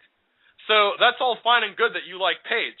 But to the average, we saw that South Carolina crowd this week on Raw. They were idiots, and they were half dead. And, I mean, if you send Paige out there, do you think the average South Carolina WWE wrestling fan is going to even react to her? I mean, then you have Emma come out, and she's looking like an idiot with the dumb dancing. And, I mean, you can't help but either laugh at her or sort of get behind it. I mean, what do you think, A.H. Walker? Do you think that this is something that a lot of the internet fans sort of miss when it comes to who gets called up and what doesn't? Because I'm not taking anything away from Paige's talent in the ring or her ability, but if you can't stand out to that other side of the audience that we're not really a part of, you're probably not going to get called up that quick. I mean, what do you think? Okay, I think I can agree with that. I think you hit the nail on the head, son. Yeah, I mean, now, that being said that, what do you think about Emma? Do you think that she's starting to sort of improve with the reaction that she's getting of the crowd just getting behind her, doing the silly dance and mocking her, and then she picked up her first win? And then you have William Regal say shit like, I wish I were younger so I could take her to a rave. And I thought he said a rape. I literally thought he said rape. I had to rewind to listen to it again. Because then he asked Tony Dawson, he's like, have you ever been to a rape before? He meant rave. I mean, he said rave, but it sounded like a rape. And I'm like, what the fuck? What does Regal say? But, I mean, what do you think about that? And, of course, Regal says Emma is his favorite now. I think it was previously Maxine before she got... She's my fucking favorite now. Jesus. You know what else Regal also mentioned? He also mentioned that she went to... that she was trained by Lance Storm. So... And by what she displayed in the ring, I can tell that she had somebody train her really well. It's just not the people who are currently at the NXT. So I think this could work for her if she decided to go serious and show the Lance Storm training if she ever gets called up. And she can be silly too. Like I would give her the perfect replacement if they ever decided to bring her up. That she could perfectly replace Natalya as Great Khali's boyfriend. Although I don't know if that would actually help her career. Why would you do that to anyone? Now, then after we had the Divas action, we hear this familiar, wacky, fruity music.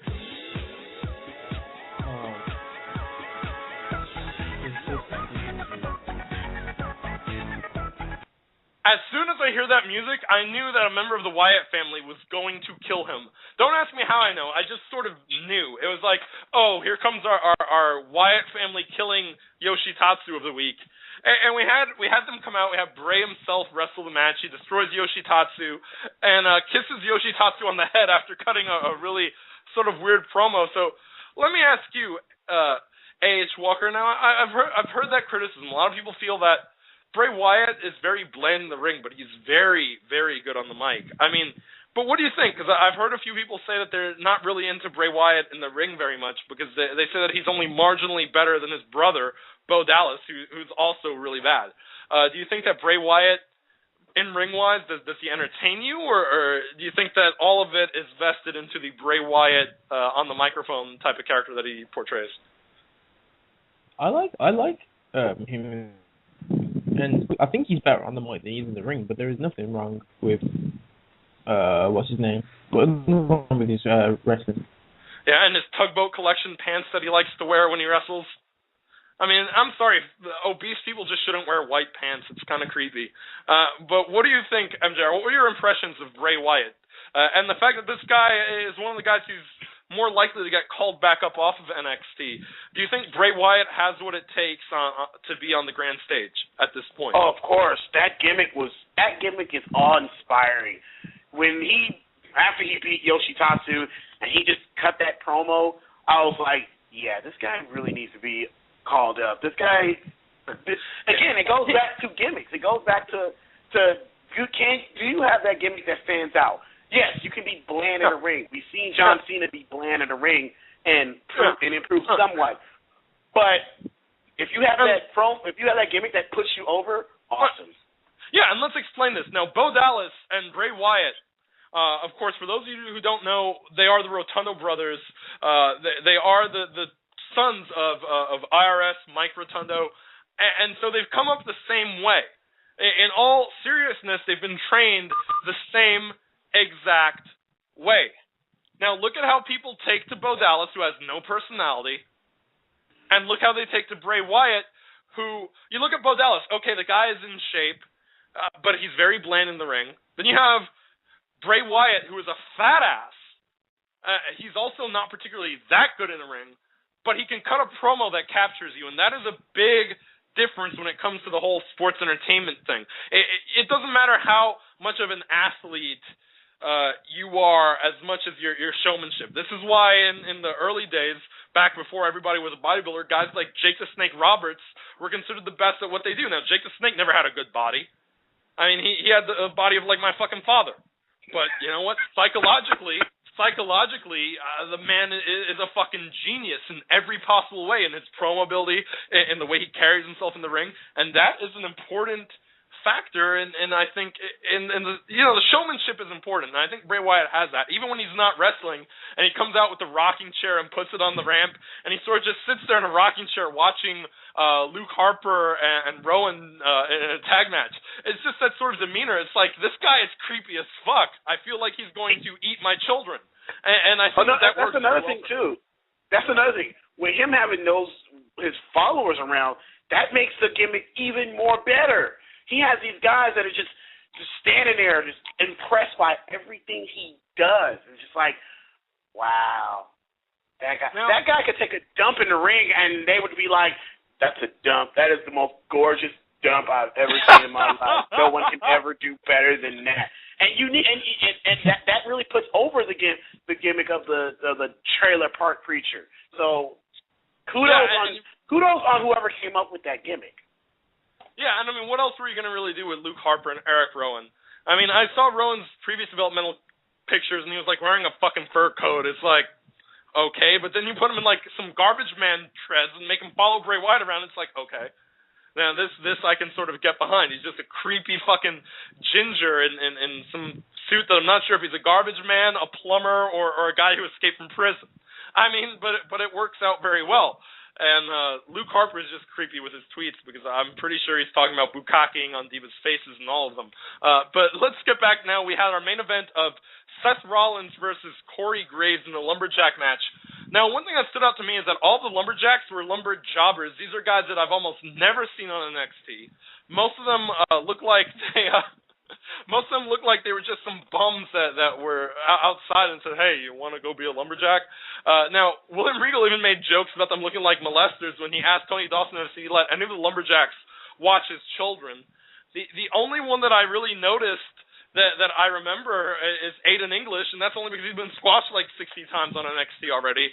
So, I mean, let me ask you, A.H. Walker, was this sort of a little bit of a step back for you as far as the Lumberjack match is concerned, that all of these guys were no-name fucking bums? I mean, when I heard NXT Lumberjack matches, I think we're going to see like Conor O'Brien out there, Michael McGillicuddy, the Wyatt family, Derek Bateman, Alex Riley, Percy Watson, and instead we get these fucking guys who they look like some schmoes out that are only here because they weren't good enough to fucking get into UFC or some bullshit.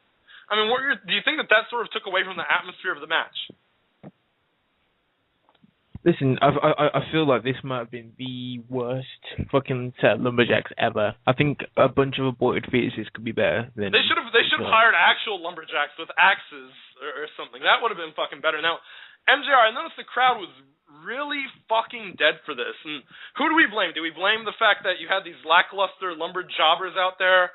Do you blame that Seth Rollins, do you think he's not getting over on his own? Or do you blame Corey Graves? Because I feel like as soon as the Shield actually cleared the Lumberjacks out and destroyed all of them, the crowd woke up. But I felt like for the match itself, they weren't really buying it. I feel like Graves is the king of these fucking scumbags that were surrounding the ring. I'm sorry. Corey Graves is like a fake CM Punk. It's like ever since CM Punk came up to prominence, it's like, let's find somebody who's like CM Punk, but less crappier and not as talented. And I felt that's Corey Graves is. He's trying to be CM Punk, but you're missing like a lot. He's Bizarro CM Punk. If anybody read comic books. I mean, a lot of people say that Graves is on the cusp of being called in, and I just don't feel it with Graves at all. He's got tattoos and a submission hold. Big deal. I think and it's funny that you make that analogy, because if Corey Graves is a bootleg CM Punk, then what is Seth Rollins? Because Rollins has always been criticized as being a bootleg CM Punk, but I think Rollins has more of an identity than Graves does, and I think a lot of that is due to the Shield. Of course, Rollins puts him away with a standing sliced bread and finishes him off, which I think is a decent finisher. I mean, A.H. Walker, what do you think about that as his finisher, as a singles guy, and that we're not seeing it in the main WWE spot, because they're always doing the triple powerbomb? I mean, do you think that's a move that sort of stands out for Rollins better than his curb stomp finisher? What I like about the fucking standing sliced bread is because like there's like a few different ways you can snap it off as well. Like I really enjoy it. You could like do that standing version. You could run off the fucking ropes. You could do it off the top rope and shit. It's pretty good. It's pretty sick, man. Don't see it in the WWE. I mean, you don't see that many people using sliced bread. It's not like TNA where everybody in the X Division has fucking sliced bread in their arsenal. But not only don't you see it often in the WWE, I don't think they've ever had anybody that did it just from a standing middle of the ring position like Seth Rollins can do. I felt that's been an interesting little finisher for him on NXT. Now let me ask you, do you think that it is time for the Shield to wrestle a few more singles matches despite being a faction on main television. Because I think that Rollins was looking good in the ring. I think the crowd was mainly dead because they didn't care about anybody else but Seth Rollins in this match. I mean, would you say that was a bit of a problem? Is that when you bring out Graves, and this is the thing, the announcers are trying to act like Graves is the face here, and nobody was buying it. So, what are your thoughts on that? I think it's like no one gives a shit now because like Seth Rollins is way too much of a big fish now. Like they like you've seen on Raw, like they've beaten like guys like John Cena, fucking Ryback, and that. Who the fuck is Corey Graves to Ryback and John Cena? Like he isn't believable anymore. So no one gives a shit. Yeah. I mean, who are you to doubt El Dandy? I would probably rather watch El Dandy wrestle Seth Rollins and Corey Graves. At least I know who the fuck El Dandy is. I mean, what do you think about that, MJR? Who would you rather see, El Dandy or Corey Graves? Oh, come on. You know me. I would watch El Dandy any day. El Dandy's the greatest wrestler El Dandy, the greatest of our time. The hell of a competitor. He's a hell of a competitor and a stand-up guy, and I'm waiting for him to get his U.S. title shot that Bret Hart granted him all those years ago. And since Bret can't wrestle, I don't want to see it. I'll say it right now, you motherfuckers. El Dandy versus Kofi Kingston at Extreme Rules. I want to see it. He deserves that U.S. title match, wherever the fuck he is. And now, speaking of things that are not as good as El Dandy, I guess we're going to go ahead and talk about, and since nobody else is really on here, I guess you'll have to stay on here, MJR, to talk about TNA with us. Now, TNA went from Aces and Eights being the weakest faction ever to being the unstoppable gods of the entire company.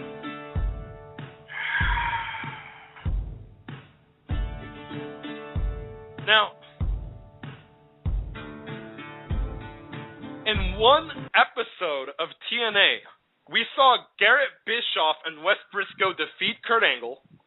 We saw the Aces and Eights murder Magnus before a scheduled television title match with Devon, to which Samoa Joe said, "Fuck you guys, you beat up Magnus, and even though me and him have, either gotten along or hate each other, you're gonna fucking wrestle tonight." So we got a TV title match of Samoa Joe versus Devon, in which Aces and Eights runs in and destroys Samoa Joe and causes him to lose the match. In between, we had what almost looked like shower room rape with the Dudley Boys and Team 3D, Aces and Eights, 3-9s, whatever the fuck you want to call them, where they fucking beat up Joseph Park in the showers and turned the shower on him.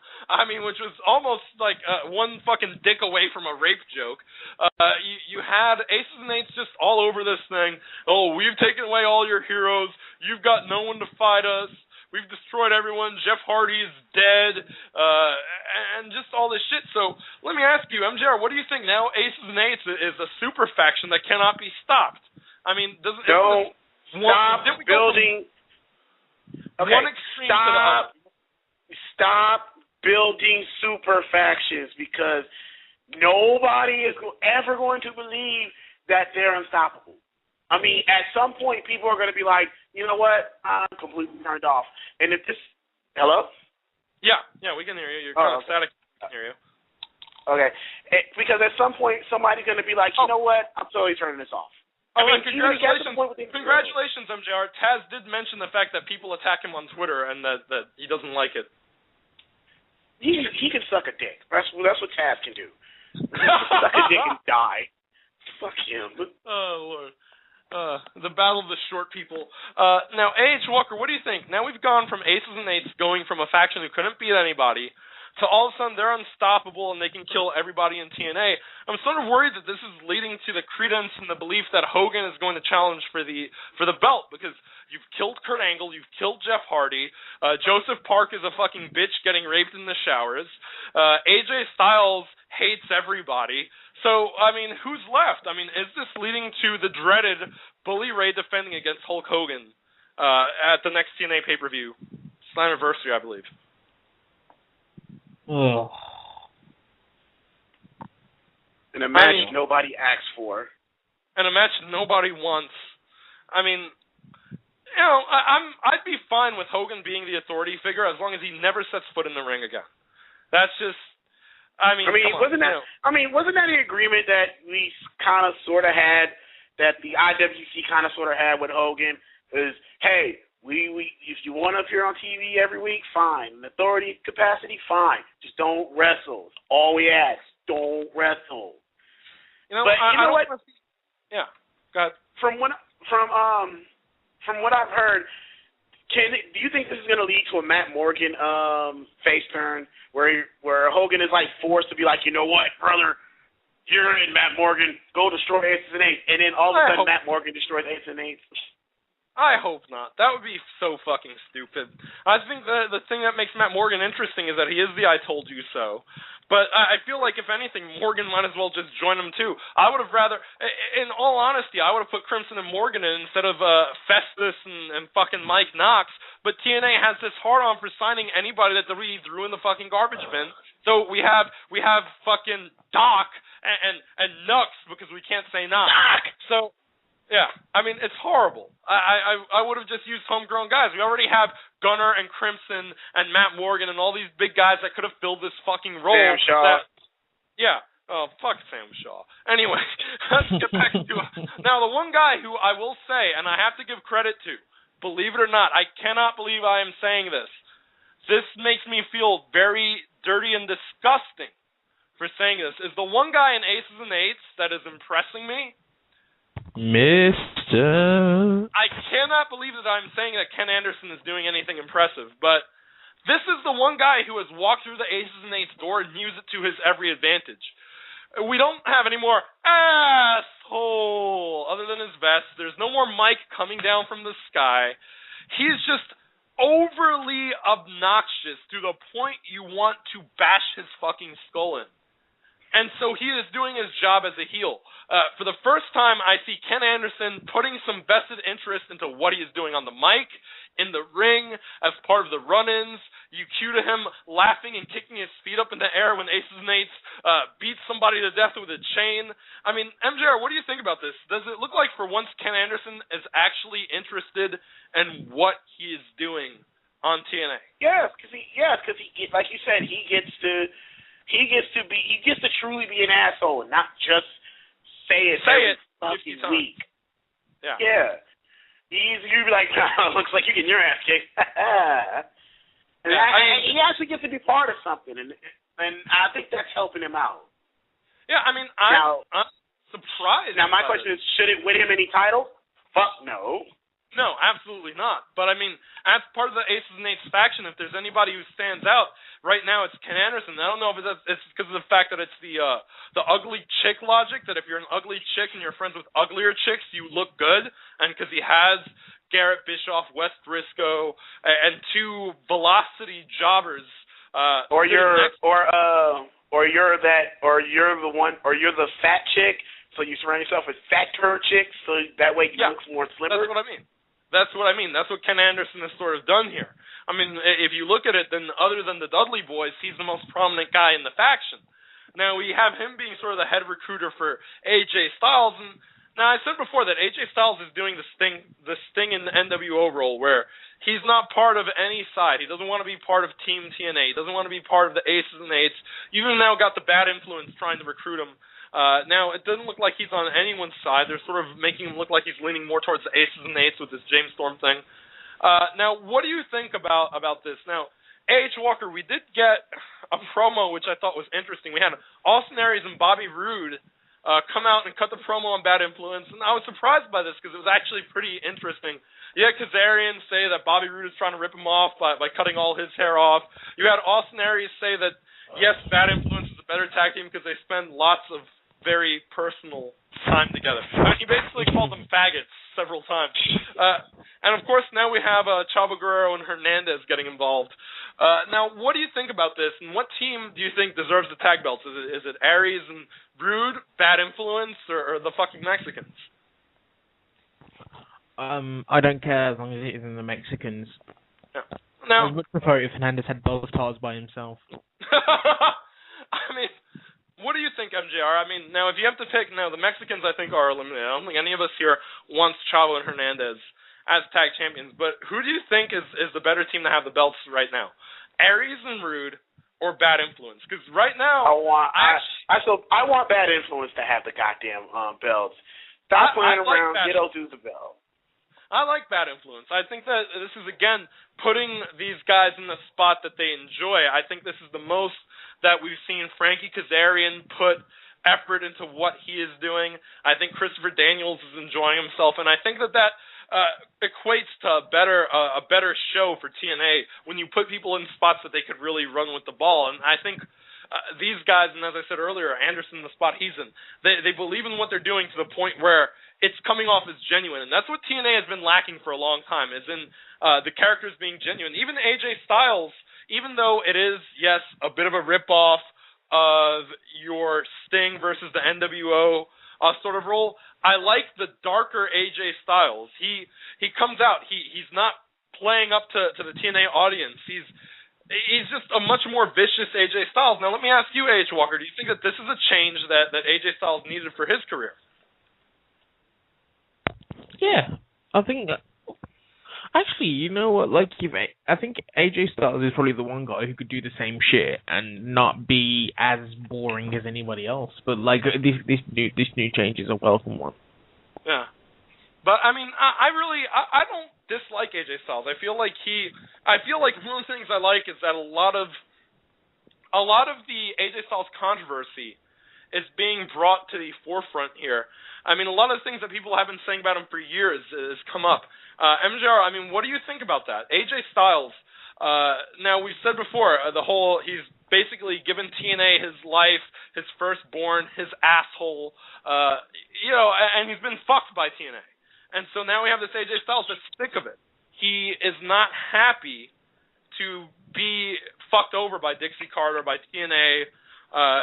He doesn't give a fuck about anybody anymore, but he's here. I mean, what do you think of that character? You know what? This is a good character, because if this is his true feelings playing itself out, like, fuck, I was just gonna show up, collect my check, and be the fuck out.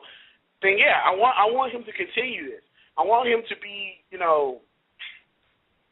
not a heel and not a face at all. I want him to be that, not even a tweener. I just want him to be a guy that just shows up, does what he's supposed to do, and leaves. Kind of like how most people feel when they have to when they've worked at a job for so long.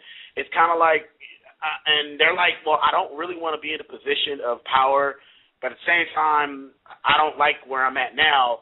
I'm just doing this so I can pay my bills. So, I'm gonna go to work. I'm gonna do what I'm supposed to do, and then when 1 o'clock rolls around, I'm clocking out and going home. Don't ask me this for no fucking overtime. Now, we've got Adam Pearson joining us. What do you think of the new Fuck My Life, I Hate Everyone AJ Styles that we have? Think this is a better character than the AJ Styles we've been accustomed to? Where he's basically like, you know what, if you people believe that I'm going to impregnate a crackhead and get drunk all the time, well, fuck you. I mean, that's sort of his personality now. He couldn't give two shits about the Bad Influence or the Aces and Eights or TNA. He's just out here. I'm AJ Styles. I fucking hate all of you. Yeah, I think it's different, and I think different is good in TNA at the moment. They've been doing the same old thing for quite a while. You think Samoa Joe looks at this and is like, oh, fuck you guys. You guys don't give me nothing. Yeah, I mean, I've become quite disillusioned with TNA as of late, because apart from the AJ Styles thing, they're just rolling with the same mistakes that the old WCW made. Yeah. And I don't really care. Like, with regards to TNA, and this will be my closing statement, the last time I saw that much shit in the same place at the same time, a factory in Texas exploded. Oh, wait, wow. Hold on. Too soon. No, it's never too soon.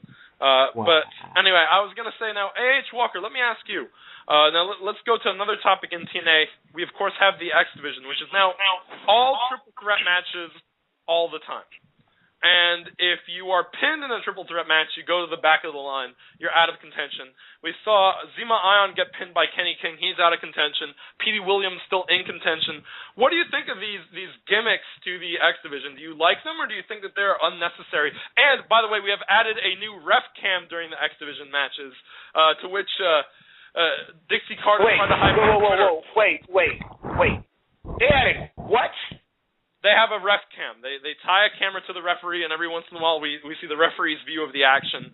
Now, the WCW tried to Why is that important? Why is that? The view? Wait. The best tweet of the week about it, after Dixie Carter tried to hype this to us, Damian Darling tells her, they tried it before in WCW and it didn't work then, you stupid bitch. This is why this guy is one of my favorites to have on Ask, because he says shit like that, very blunt, very honest. But what do you think, H. Walker? Do you agree or disagree? What do you think of ref cam and all these new bells and whistles, these triple threat matches, these strange stipulations? I mean, taking away the one-on-one aspect of X Division matches, is this a little bit too much? I mean, I think it's too much. Like they don't need to put all these gimmicks on something that defines itself just by great wrestling. Also, when TNA put in all these stipulations, they get dropped within like 2 or 3 weeks. Yeah, I mean, what happened to the stipulation, if you remember, where if you're X Division champion by Destination X, which now no longer exists, you get a world title shot. That's gone, because that shows you how much they care about the X Division. They literally change their minds on it every week. Now, Adam Pearson, what would you say would make the X Division better? Do they need to add these triple threat stipulations, these ref cams, or what is it they really need to do here to make the X Division better, in your opinion? Well, with these triple threat kind of thing, if you get pinned, you go to the back of the line. Yeah. So that means you could just be the guy that doesn't win but doesn't lose and remain in contention. Yes. For your whole career. You could be Kofi Kingston of the X Division. Have you achieved anything? No, but you're there. And so, and the ref cam, like I said, factory in Texas, but they need to bring back some proper X Division guys. I mean, they did bring back Petey Williams. It's become about weight limits again as opposed to no limits. Yeah. And it's just all contrived. And if the best thing you can do in a division is tie a camera to a ref, I think it's time to put it out of its misery. Okay, so, MJR, what do you think would bring the X Division back to prominence? I mean, do you think sticking with something and leaving it the fuck alone? We don't need the weight limit. It should have been about no limit. We don't need 3 motherfuckers in the ring at the same time. And the ref cam, really? This is just POV with motherfuckers' clothes on. Come on. Yeah, POV porn. Yeah, I mean, let's look at it this way. Now, a little guy came over through the X Division and became one of the biggest stars in TNA, and his name is Austin Aries. Now, that shows you that the X Division was fine as it was. All you need is the talent and to actually put some fucking focus on it. You've got your guys. You've got Petey Williams. You have Zema Ion. You have Kenny King, who's the current champion. You have what's his name? The guy who came up from Gut Check. Joey Ryan. No, not Joey Ryan, but he's one of them also. The other one. Christian York. Christian York. Yeah. My mind just drew a blank. I know who Christian York is, but I was just drawing a blank on X Division names. You've got Sanjay Dutt. You have all these guys who are actually pretty good. Why don't you bring a few more in? I don't see why you didn't bring in some of these other guys that you're throwing up through Gut Check and then saying no to. I mean, what the fuck? What the fuck is going on with this? I mean, I think that you need to actually use this talent and just feature the X Division. I would have... you've got a 2-hour show, then at least put 2 X Division matches a show on, because that was the bread and butter of TNA when people actually gave a fuck about it, was their X Division. You take that away, and what the fuck are you doing? I mean, and if you're going to have the aces and eights, I don't understand why you have them with all these fucking job squatters. Why don't you have at least one X Division guy that's in the group? Because that it seems to me, we have the TV title, we have the world title. They're not going after the tag team belts, even though they have 50 fucking people. Apparently they're going to be adding a knockout because they're adding Evilise to the group at some point. But you don't have any X Division guys, which shows, we don't care. I mean, I don't know. I feel like their X Division could have been fine and good had they just bothered to put the talent in, book the matches, and let it go from there. And when I say put the talent in, I don't mean putting Jesse Sorensen in so that he get a knee to the fucking head and turned into a fucking bobblehead by Zema Ion on live television. That was a bad move. But, I mean, TNA, again, they're trying. They are trying. But I think the problem with TNA is when people say try, we don't mean throw anything against the wall to see if it sticks. We mean throw something out there that we can get behind, and that does not involve Joseph Park almost being raped by the Dudley boys in the shower room because he wrote up some divorce papers. Now, let me ask you. Now, let me ask you. Now, in that segment, divorce annulment, who gives a fuck? We had, of course, after the Dudleys leave, they cue in on Joseph Park, crying and holding his head and covered in water. Wouldn't the better spot have been to maybe have, like, Joseph Park look at them and sort of sneer at them and sort of play up that role of, maybe this whole Abyss Joseph Park thing needs to come out once and for all? I mean, don't you think that's a better spot, MJR? If everyone's kicking Joseph Park's ass every week, that he finally starts looking at them with some sort of, like, malice in his eyes. And then, oh shit, well, here's fucking Abyss, and he's gonna fucking murder people and sodomize them with nails and whatever the fuck that he does. I mean, because I'm not buying the Joseph Park thing anymore. No, because TNA still thinks people love Joseph Park. That's why it won't happen. Well, I'm not saying that it will happen. I'm just saying should it at this point. Yeah. It should happen. It actually does something. Like, it tells a story. Yeah, I mean, something that's foreign to TNA. What do you think, A.H. Walker? Now, we've said, you've said that Joseph Park is a better gimmick, but don't you think, okay, now you've had your ass kicked like a million fucking times. Isn't it time to bring back Abyss? Shouldn't we just say, you know what, fuck it, we're going to go all three faces of Foley on this shit, and he's going to start murdering people? As opposed to, he's just going to be made a bitch every week and potentially raped in the fucking shower. What the fuck was that? I mean, I'm surprised Devon didn't, start working with his pants. Bend over, nigga. You're going to testify to that. Oh, my brother, we're here to rape you, testify. I mean, every week, Devon is trying to molest Joseph Park. I don't understand what's going on here. That's terrible. Or as Charles Barkley would say, that's just terrible. You've crossed the line. Thou shalt not divorce. I mean, what the fuck is going on here? But, I mean, what do you think, Adam? I mean, if you've got a choice between watching the Dudleys brutally rape Joseph Park in a shower or Abyss come back and be like, motherfuckers, you mine, with a fucking barbed wire bat, what would you rather see? It's a tough call. It really is. I'd rather the Dudleys brutally rape me in the shower than either of those two.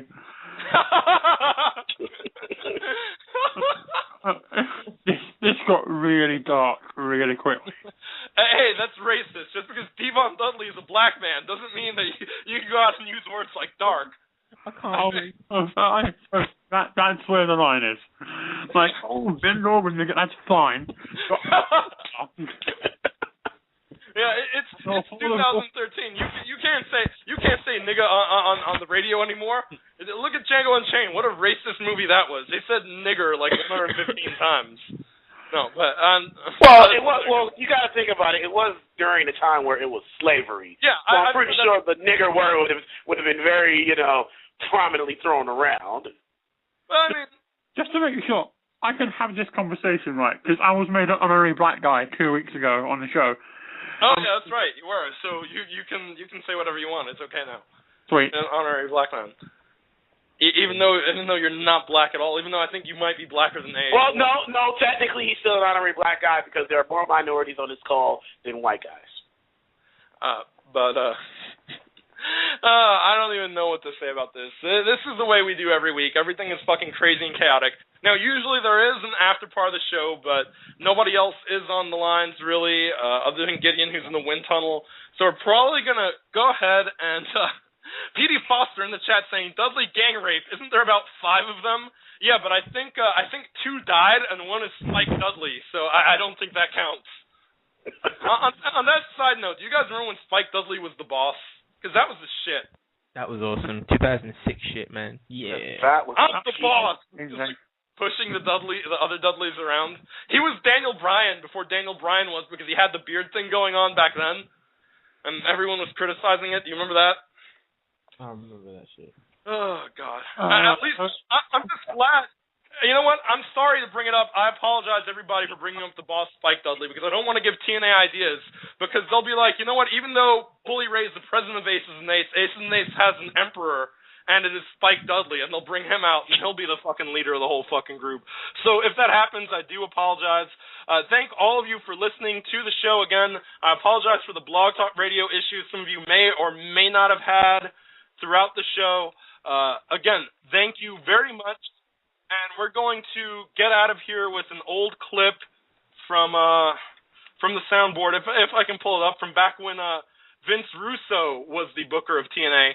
You'll probably hear it mostly on the download. Are you a local independent wrestling promoter looking to compete in the cutthroat world of the professional wrestling business? Are you looking for that edge and that spark to drive you to the next level? Well, look no more. Hey there, I'm Vince Russo, and I'm going to make your job a whole lot easier and fatten up your pockets at the same time. The Vincent J. Russo Institute of Good Booking is where you can find the information that will take you from the gyms, rec centers, and VFW halls into the greatest arenas around the world before the audience finds out you're a fraud. Hey! At the VJR-IGB, you will learn the proper way to say you're not going to put yourself over, but put yourself on TV the first chance you get. Ruin the legacies of legends and find new and creative ways to embarrass them. Book 37-year-olds with 10 years of experience as the young lions of the industry, as well as fun and creative ways to implicate your secret phallic obsession while no one is the wiser. Pole matches. Lots and lots of pole matches. And more fun, creative, and fresh ideas on how to grow your wrestling promotion from meh to blech. So come on down to the Vince Russo Institute of Good Booking today and climb the pole to success. It's ladder! Hey, who's the booking genius around here?